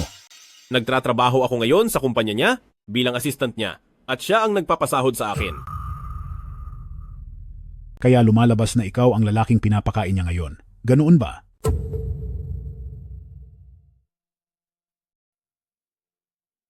So, palamunin ka na pala ngayon? Importante ako doon. Anong itsura ng hipag ko? Patingin naman. Ayoko. Napakadamot mo naman. Patingin lang eh. Ayoko. Baliw na baliw ka na talaga sa pag-ibig. Wala ka ng pag-asa. Sina Lolo Gu at Lola Gu, alam na ba nilang kasal ka na? Sila pa naman ang pinaka-atribida pagdating sa pagpapakasal mo. Hindi ko pa sinasabi. Buti naman kung ganoon. Dahil sa pamilya ko, umaasa lang ako na ikaw ang sasalo sa akin. Kapag nalaman nilang kasal ka na, tiyak na ang nanay ko ay magdadala na ng babae para pakasalan ko. Dapat ka na nga talagang magpakasal. Ikaw. Sige na, sige na. Hindi na ako makikipagtalo sa'yo. Uy, nga pala. Narinig mo ba ang balita? Ano iyon? Bumalik na ang iyong Cheng Meishi? At mukhang tapat pa rin ang damdamin niya sa iyo. Ingatan mo ang mga sinasabi mo. May asawa na ako ngayon. Sige, sige. Mali ko na. Pasensya na. Nag-ayos si Cheng Meishi para bukas ng gabi. May inihanda siyang welcome party. Kinausap ka ba niya? Anong pakialam ko dun? Hindi ako pupunta. Bakit ayaw mong pumunta? Pwede mo itong gawing pagkakataon para makipag-usap at linawin ang lahat sa kanya. Siguradong hindi niya alam na kasal ka na. Paano kung bigla na lang siyang sumugod sa iyo, tapos magselos pa si Mrs.? Gusto mo bang maranasan ang gulo? Sige na nga.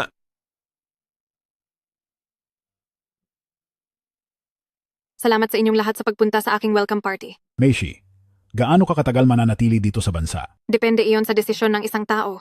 Susubukan kong manatili dito sa bansa. Kuya Jingyi, kumusta ka na? Ayos naman. Noong huling pumunta ako sa kumpanya mo, wala ka doon. Nagtatrabaho na ako sa kumpanya ng asawa ko ngayon bilang assistant niya. Pumunta ako sa kumpanya mo para hanapin ka nung huling beses, pero wala ka roon. Sa kumpanya na ng asawa ko ako nagtatrabaho ngayon bilang assistant niya. Kuya Jingyi, huwag kang ngang magbiro. Tama siya. Sa ugali ni Lola Gu, kapag kinasal si Young Master Gu, siguradong malalaman ng buong lungsod at magkakaroon ng malaking handaan. Oo nga, ilang buwan lang tayong hindi nagkita, Jingyi. Kailan ka pa natutong magbiro ng ganyan? Nakalimutan ko palang sabihin sa inyo.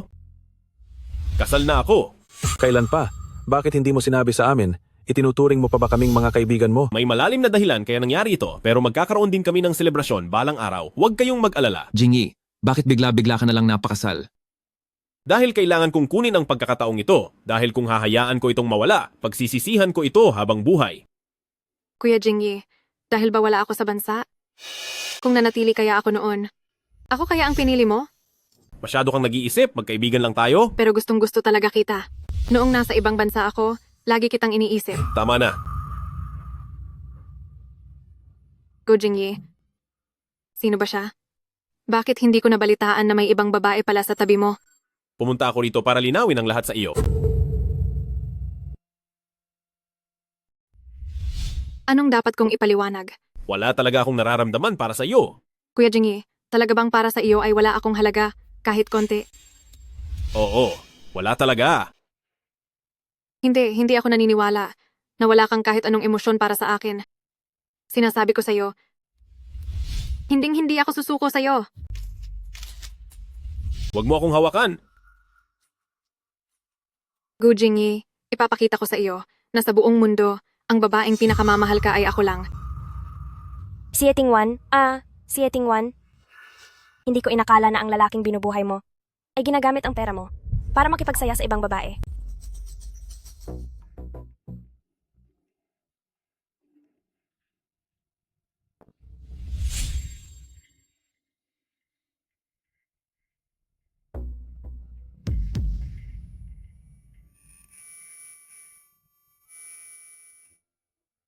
Saan ka pupunta?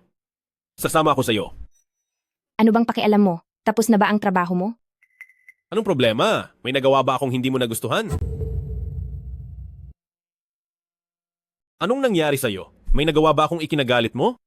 Huwag mo na akong sundan. Bumalik ka na sa pwesto mo. May dalo ka ba?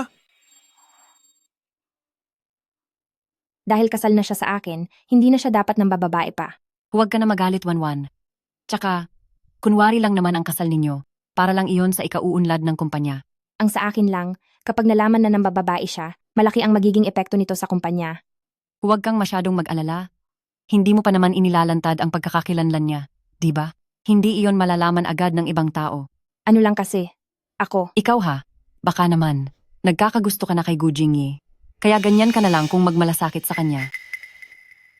Feeling ko posible nga. Ganito na lang, huwag mo munang sasabihin kay Gu Jingyi na alam mong may niyakap siyang ibang babae. Tingnan natin kung magiging tapat siya sa iyo.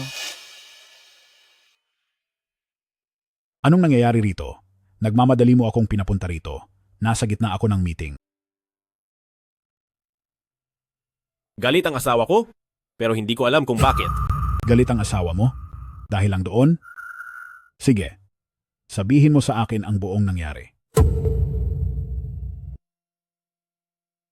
Galit ba ang asawa mo? Dahil lang sa bagay na iyon?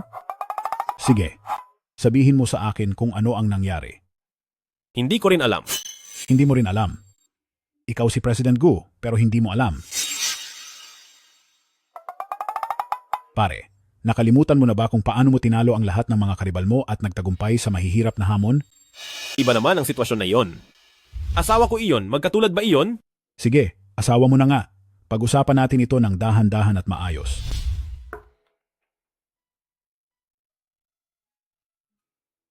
May gusto akong sabihin sa iyo. Ano iyon? Maghintay ka lang sandali. Handa na ba siyang magtapat sa akin?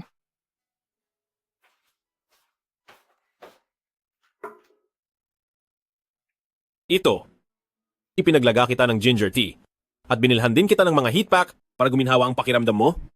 Anong ibig mong sabihin? Hindi ba? Mayroon ka ngayon kaya mainit ang ulo mo? Hayaan mo na. Wala na iyon. Umalis ka na at maglaro. Meron pa.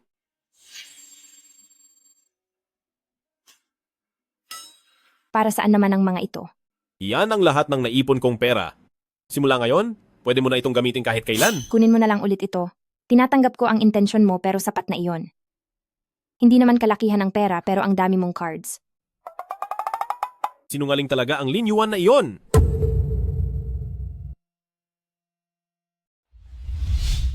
Alam kong galit ka, pero hindi ko alam kung bakit. Pwede mo bang sabihin sa akin? Kung may nagawa man akong mali, gagawan ko agad iyon ng paraan. Hindi ko alam ang dapat kong sabihin, pero nararamdaman ko lang na ang litratong ito ay masakit sa mata. Makinig ka muna sa paliwanag ko. Sige, magpaliwanag ka. Ang pangalan niya ay Cheng Meishi. Kababata ko siya. Marami na akong naitulong sa kanya mula bata pa kami. Pero sumusumpa ako. Tinatrato ko lang siya bilang kaibigan. Eh bakit kayo nagkita? Kakauwi lang niya sa bansa kahapon at sinadya kong pumunta roon para sabihin sa kanya ang balitang kasal na ako. Kasalanan ko kung bakit niya ako nayakap, hindi ako nakaiwas agad, pero nangangako akong hindi na ito mauulit. Pwede mo ba akong patawarin?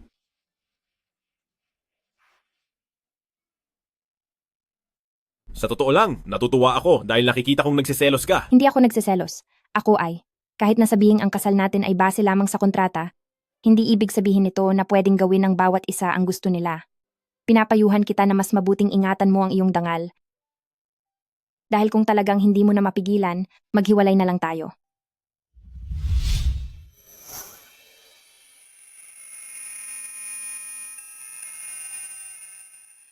Anong ginagawa mo? Pasensya na. Kapag naririnig ko ang salitang hiwalay, bigla na lang akong nagkakaroon ng reaksyon. Gusto mo bang subukan ulit? Wala kang hiya. Bakit hindi mo subukang muli? Walang hiya ka. Hello, Lola? Jingyi, narinig ko kay Maishi na nagpakasal ka na. Hello? Lola? Hello, hello, hello? Ang signal? Signal? Signal? Ang hina po. Huwag kang magpanggap. Hindi ba't kilala na kita? Malapit na ako sa bahay ng manugang ko. Wala po kaming oras pareho. Paano mangyayari iyon? Gusto mo na namang magsinungaling sa akin. Darating na ako sa loob ng 10 minuto. Pagdating ko doon, ay pagbuksan mo ako. Ang lola ko darating dito sa bahay pagkatapos ng 10 minuto. Darating ang lola mo sa loob ng 10 minuto? Bakit hindi mo sinabi sa akin ng mas maaga? Wala akong anumang naihanda. Kakalaman ko lang din. Bilis, bilis, bilis. Magligpit na tayo. Darating na si Lola. Bakit ganyan ang itsura mo? Parang problemado? Ngumiti ka naman para salubungin siya. Ang dating lola, hindi ko alam kung mabibigla ba siya sa kanya.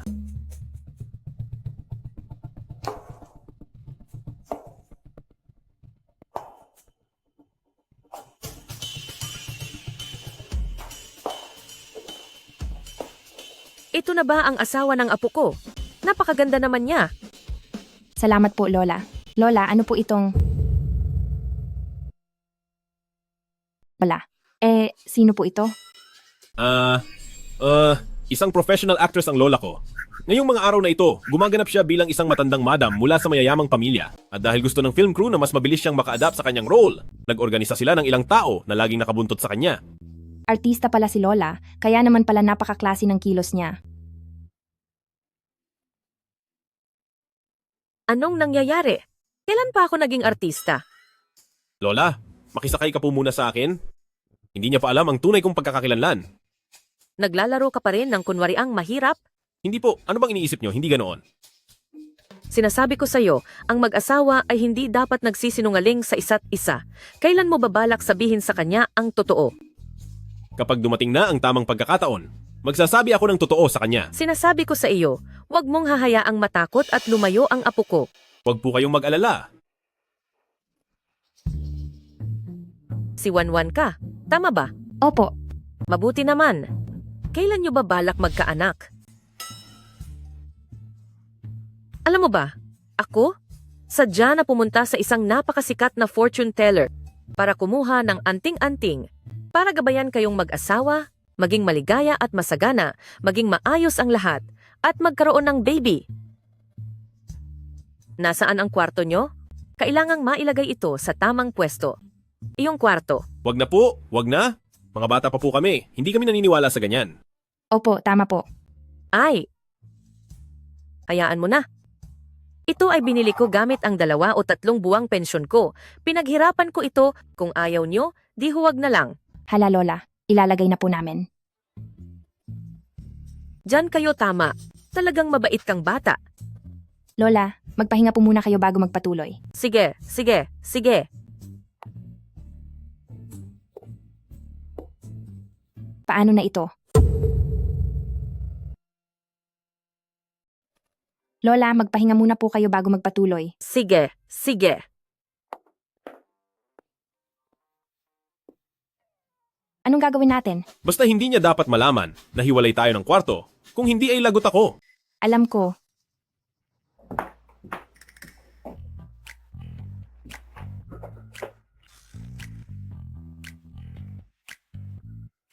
Ay, Xiaoyi? Ito. Bakit dito sa loob ng kwarto, bakit isa lang ang sepilyo at baso? Hiwalay ba kayo ng kwarto ni Wanwan? Hindi po, Lola, hindi po. Ano, Lola? Ganito po kasi. Yan, lagi po kaming nagmamadali pumasok sa trabaho. Kaya ayaw naming magsiksikan sa lababo. At tingnan niyo po ang mansion na to. Ang daming kwarto. Kahit saan pwedeng magsepilyo, di ba? Ah, ganoon ba? Sige na po, Lola. Huwag na po kayong tumingin-tingin. Matulog na po kayo. Masyado na pong gabi. Sige, sige. Itong mahahalagang bagay, kapag matutulog na kayo, itabi nyo lang sa inyo, siguradong pagpapalain kayo na magkaroon ng isang malusog na sanggol. Kayong dalawa, parang may mali ba sa pagsasama ninyo bilang mag-asawa? Wala po. Ikaw, sa aspetong iyon, kung may problema ka talaga, dapat kang magpatingin sa doktor. Lola, huwag na po kayong mag-isip ng kung ano-ano. Malalim na ang gabi, matulog na po kayo, papasok pa kami sa trabaho bukas. Sige. Tama, tama. Heto na. Ano to? Inumin mo to. Para sa ikabubuti mo to. Ininom mo na? Hindi ko iinumin.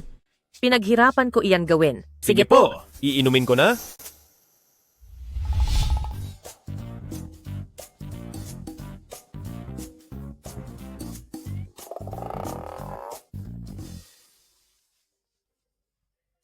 Mabuti naman. Magpahinga na kayo. Magpahinga na kayo. Maging maayos kayo. Huwag po kayong mag-alala. Kapag nakatulog na si Lola, aalis na ako. Huwag na. Manatili ka na lang dito ngayong gabi. Huwag kang mag-alala. Kung ayaw mo, hindi kita lalamangan. Alam ko.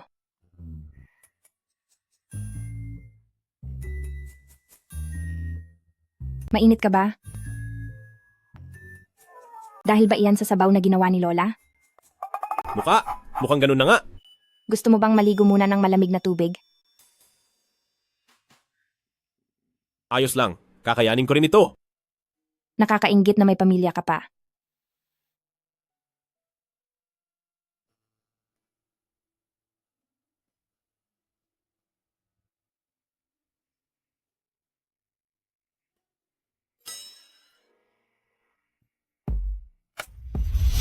Saan ka pupunta?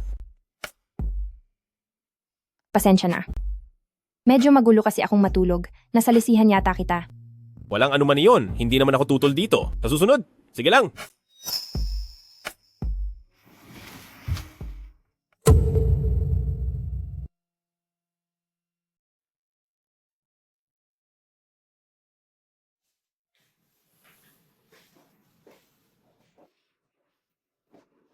Mabait kong apo. Madalian lang itong pagkikita natin, kaya wala akong naipaghanda sa iyo. Sa susunod, titiyakin kong may regalo ako sa iyo. Naiwan ko rin ang sikretong reseta para sa gamot na sopas. Nasa loob ito ng sobre. Hindi ko kailangan iyan. Anong ibig sabihin nito? Bakit ka tumatawa? Kung ayaw mong maniwala, subukan mo. Umalis ka nga rito. Anong gagawin natin, Kuya Mudong? Si Sheting Wan ay malakas ang kapit sa kumpanya ngayon. Kung magpapatuloy ito, tiyak na papanig sa kanya ang ibang mga shareholder at mas magiging mahirap na makuha ang mga karapatan ni Hengyu sa stocks mula sa mga kamay niya. Nagtataka rin ako. Ano? Kinausap ko ng ibang mga kumpanya. Sinabi ko sa kanila na huwag makipagtulungan kay Sheting Wan. Ang Sheting Wan na iyan, anong klaseng panluloko ang ginamit niya para makakuha ng suporta mula sa 100 na pinakasikat na kumpanya? Ay, may naisip na ako. Ano iyon? Halika rito. Lapit ka.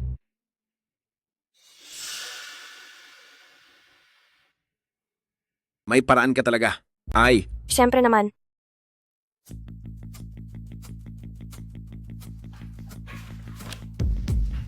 Wala ka bang kamay para kumatok?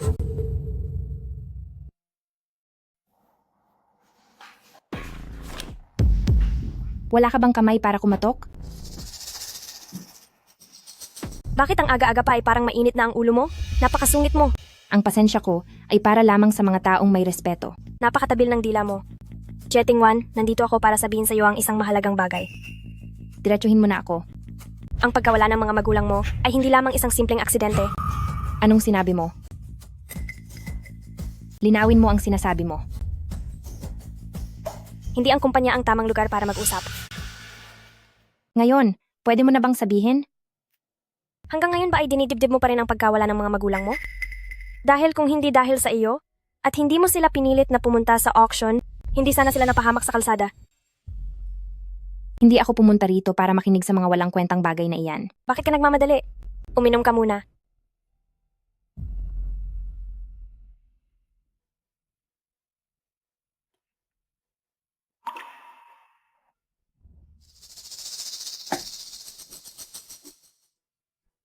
Jetting One, gaano mo pa naaalala ang mga detalye noon? Ako dapat ang nagtatanong niyan sa iyo. Maging ang pulisya ay nagsabing aksidente iyon, ano ang basehan mo para sabihing hindi aksidente ang nangyari sa mga magulang ko? Nasaan ka na? Kasama ko si Sheshinyue para pag-usapan ang ilang bagay. May problema ba? Wala naman. Susunduin kita mamaya. Sige.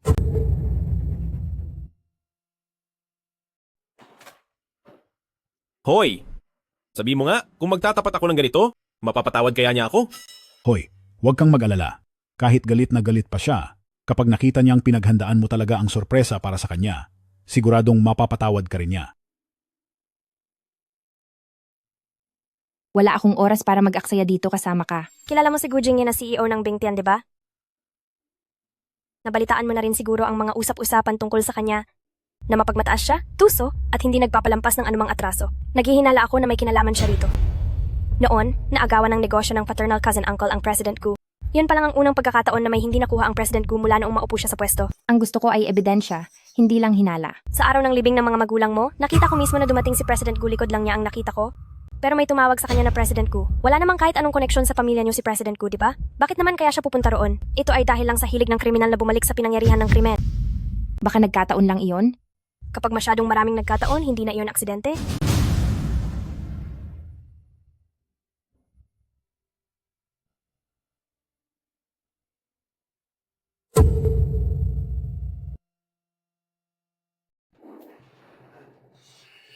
Ang hina naman ng epekto ng gamot na ito. Kapag nagpatuloy pa ito, hindi ko na alam kung paano pa magsisinungaling. Nako, maayos naman pala ang hitsura niya. Huwag mo nang kasing pangarapin. Hindi ikaw. May inihanda na akong iba para rito. Sige, pababayaan ko na lang siya sa kanya. Tara na.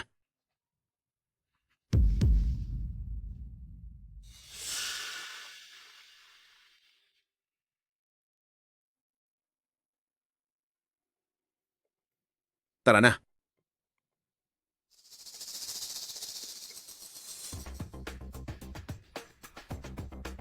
Kumusta? Ang numerong tinatawagan niyo ay kasalukuyang nakapatay. Tulungan mo akong hanapin ang lokasyon ni Shieting One. Sige po, agad na.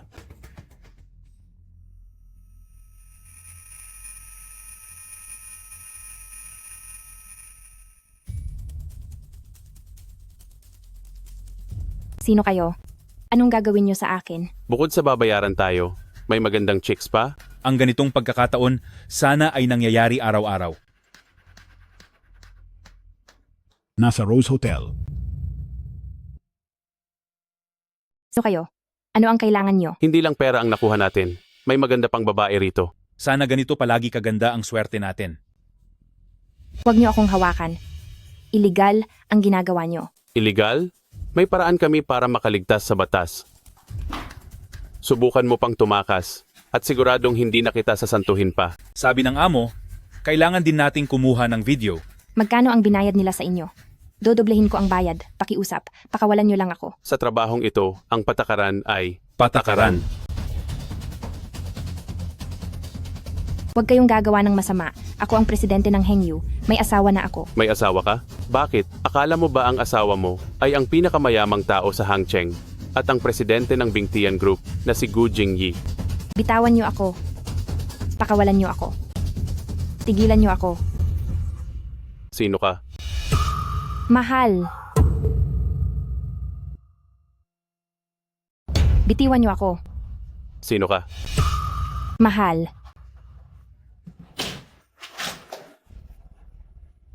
Sino ang nagutos sa inyo? Magsalita kayo. Kapag hindi kayo umamin, pagbabayarin ko kayo bago ko kayo ipakulong sa pulis. Sina Xie Xingyue at Xu Mudong po. Sina Xie Xingyue at Xu Mudong ang may gawa nito. Tara na, alis na tayo.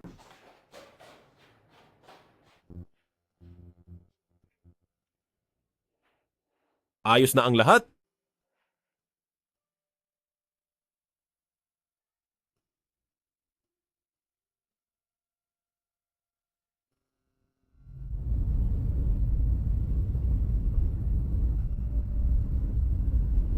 Magpapadala ako ng pribadong doktor sa bahay para tingnan ka. Huwag kang masyadong gumalaw.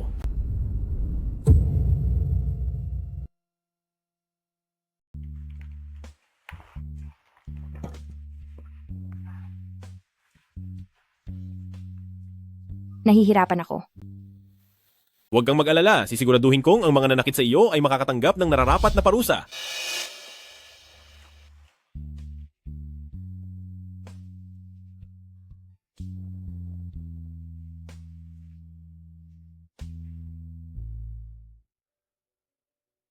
Hoy!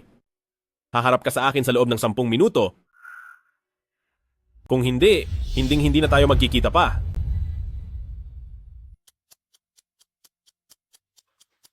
Kamusta na si sister-in-law? Nakapagpahinga na siya. Mabuti naman kung ganoon. Sayang, nawala ang pagkakataong magtapat. Kailan mo balak sabihin sa kanya na ikaw ang tunay na presidente ng Bingtian?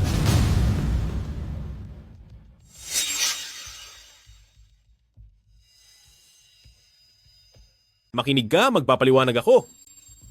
Ikaw ba talaga ang presidente ng Bingtian na si Gu Jingyi? Oo. Sa totoo lang, matagal ko na itong gustong sabihin sa'yo. Kaya lang. Umalis ka na. Sister-in-law, pakinggan mo muna ang paliwanag ko. Hindi ka sinasadyang linlangin ni Jingyi, may mabigat lang siyang dahilan. Umalis din kayo. Lumayas kayo.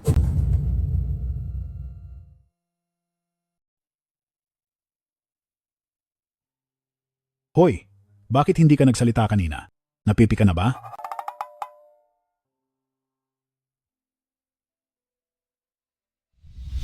Kilala mo naman ang Bingtian President na si Gu Jingyi, di ba? Noong oras na iyon, inagawan ni Tito ng negosyo si President Gu. At iyon ang unang pagkakataon mula nang maupo si President Gu na may hindi siya nakuha. Noong araw ng libing ng mga magulang mo, mismong mga mata ko ang nakakita na dumating si President Gu.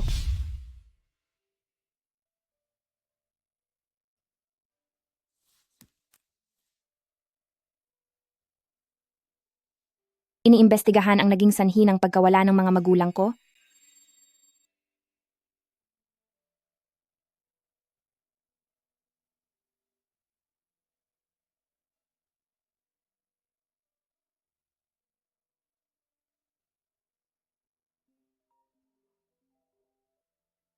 President Xie, wala pong nakitang anumang kakaiba? Mag-imbestiga pa kayo. Wala akong pakialam kung anong paraan ang gamitin nyo. Kailangang malaman ko ang katotohanan noong mga panahong iyon. Sumama ka sa akin sa labas.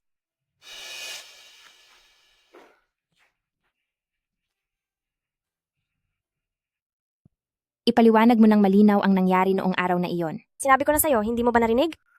Huwag mong isipin na wala akong hawak na mga ebidensya laban sa iyo at kay Xu Mudong tungkol sa inyong ginawang krimen. Bibigyan pa kita ng huling pagkakataon, magsasalita ka ba o hindi? Iniisip mo ba talaga na wala akong hawak na ebidensya laban sa inyo ni Xu Mudong? Bibigyan kita ng isa pang pagkakataon, magsasabi ka ba o hindi? Maayos ang pagkalinis namin doon noong araw na iyon. Kaya huwag kang magpanggap dyan. Bahala ka, subukan mo lang. Sheting Wan, sasabihin ko sa'yo, nadaserve mo yan. Kung hindi dahil sa pagpipilit mo noon na paikutin sina paternal cousin uncle at tiyahin sa subastang iyon, paano sila mawawala ng ganoon? Isa kang malas na tao.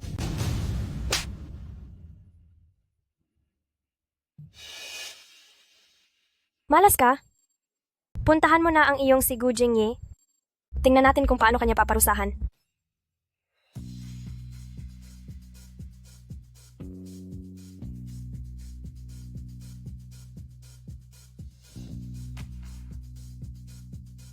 Hello po. Sarado na po kami. Sarado na?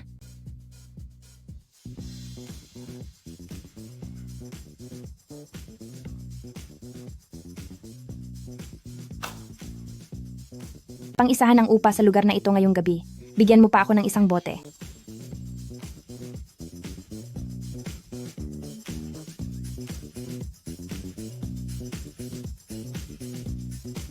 Kampay. Cheers!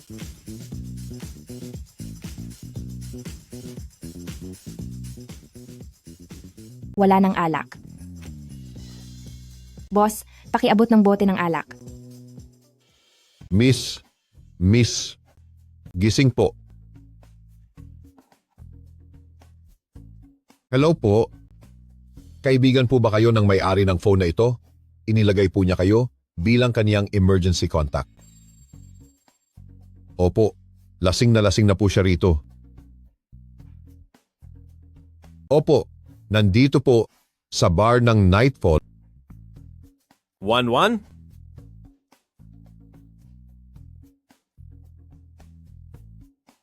Walang password ang bayad sa'yo.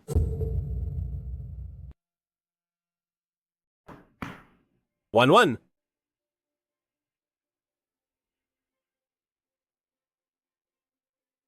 Ito ang kabayaran mo. Walang password yan.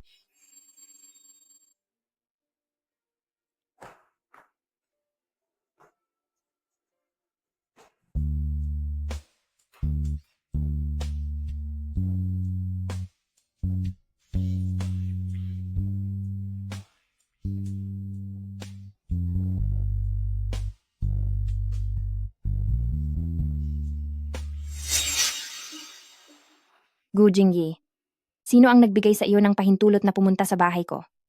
Maaari ka nang lumabas. Kahapon, iyong bartender ang tumawag sa akin para sunduin ka at iuwi rito. Ngayon, pakiusap lumabas ka na. Ayoko. Gu Jingyi, wala ka na bang hiyang natitira? Wala. Sige, kung hindi ka aalis, ako ang aalis. Aalis na ako, aalis na.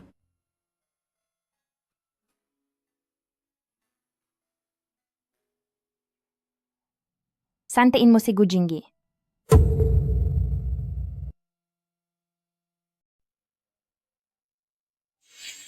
Magandang araw po. May utos po si President Xie, si Sante ka na sa trabaho at hindi ka na maaaring pumasok. Nandito ako para kunin ang mga gamit ko. Sabi ni President Xie, ang mga gamit mo ay ipapaship na lang sa Bingtian.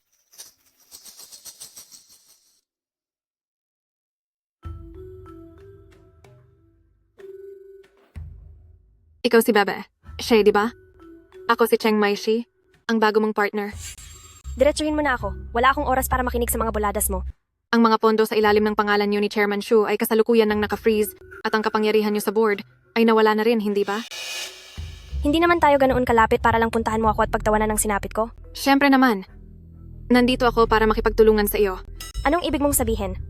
Makikipagtulungan ka sa akin? Mayroon tayong iisang kaaway ngayon at iyon ay si Xie Tingwan. Kapag naghiwalay na sina Xie Tingwan at Gu Jingyi, magkakaroon na tayo ng pagkakataon. Gusto ko si Gu Jingyi at gusto mo naman si Hengyu. Ano sa tingin mo? Sige. Anong balak mong gawin? Hindi ka pa pinapatawad ng asawa mo. Kaya kahit kulitin mo pa ako, walang mangyayari. Ilang beses pa lang akong nagkakasyon. Bakit ngayon naging advisor mo na ako sa pag-ibig? Hindi ka pinapatawad ng asawa mo. Wala ring saysay kung kukulitin mo ako. Ilang beses pa lang naman ako nagkakaroon ng relasyon. Paano ako naging strategist? Hindi pwede, mag-isip ka pa. Ganito, subukan mong hulaan ang mangyayari sa inyo. Magtarot, Zhouyi, MBTI, o horoscope kayo.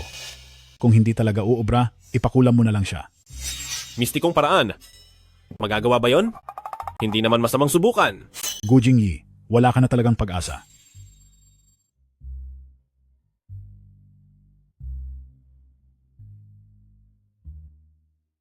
Xie Tingwan, nakapag-isip na ako. Sasabihin ko na sa iyo ang buong katotohanan noon. Pakawalan mo lang kami ni Kuya Mudong. Maaari ba? Sinabi ko na sa iyo noong huli. Binigay ko na ang huling pagkakataon, pero hindi mo pinahalagahan.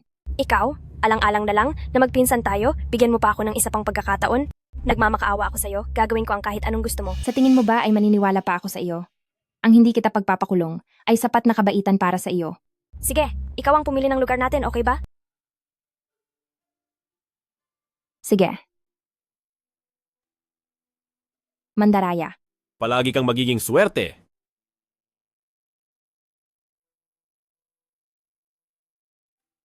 Dahil sa lahat ng ito, Mandaraya.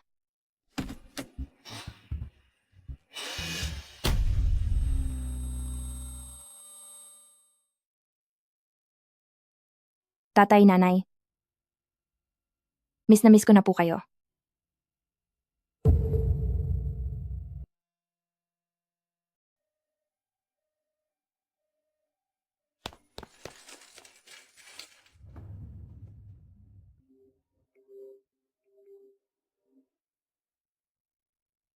President Gu, ayos na po ang lahat ng kailangan sa ospital.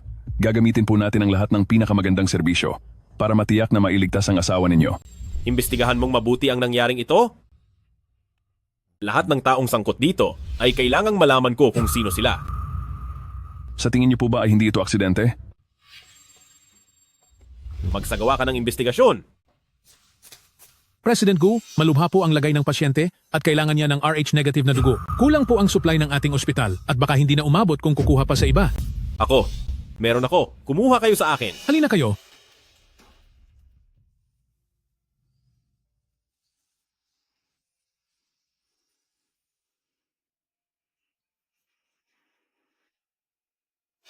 Gu Jingyi.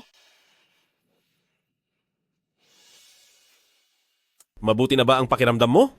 Gu Jingyi, bakit mo ako nilalapitan? Ano ba talaga ang pakay mo?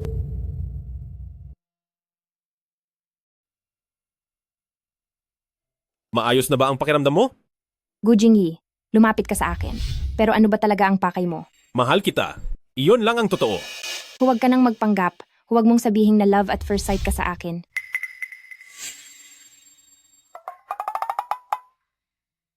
Kung gusto mo ang hengyu, kunin mo iyon ng tapat. Huwag kang gumawa ng kung ano-anong pakana ng patago. Ano naman ang gagawin ko sa hengyu? Huwag mong sabihin ang pagkamatay ng mga magulang ko ay wala talagang kinalaman sa iyo. Kanino mo naman nabalitaan iyan? Naaalala mo pa ba noong 18 taong gulang ka? Noong may tinulungan ka sa France? Binigyan mo siya noon ng 10,000. Ang taong iyon ay ako. Matagal mo na pala akong kilala? Pagkabalik ko ng bansa para manahin ang kumpanya, sa isang handaan, nakilala ko ang iyong tito at tita.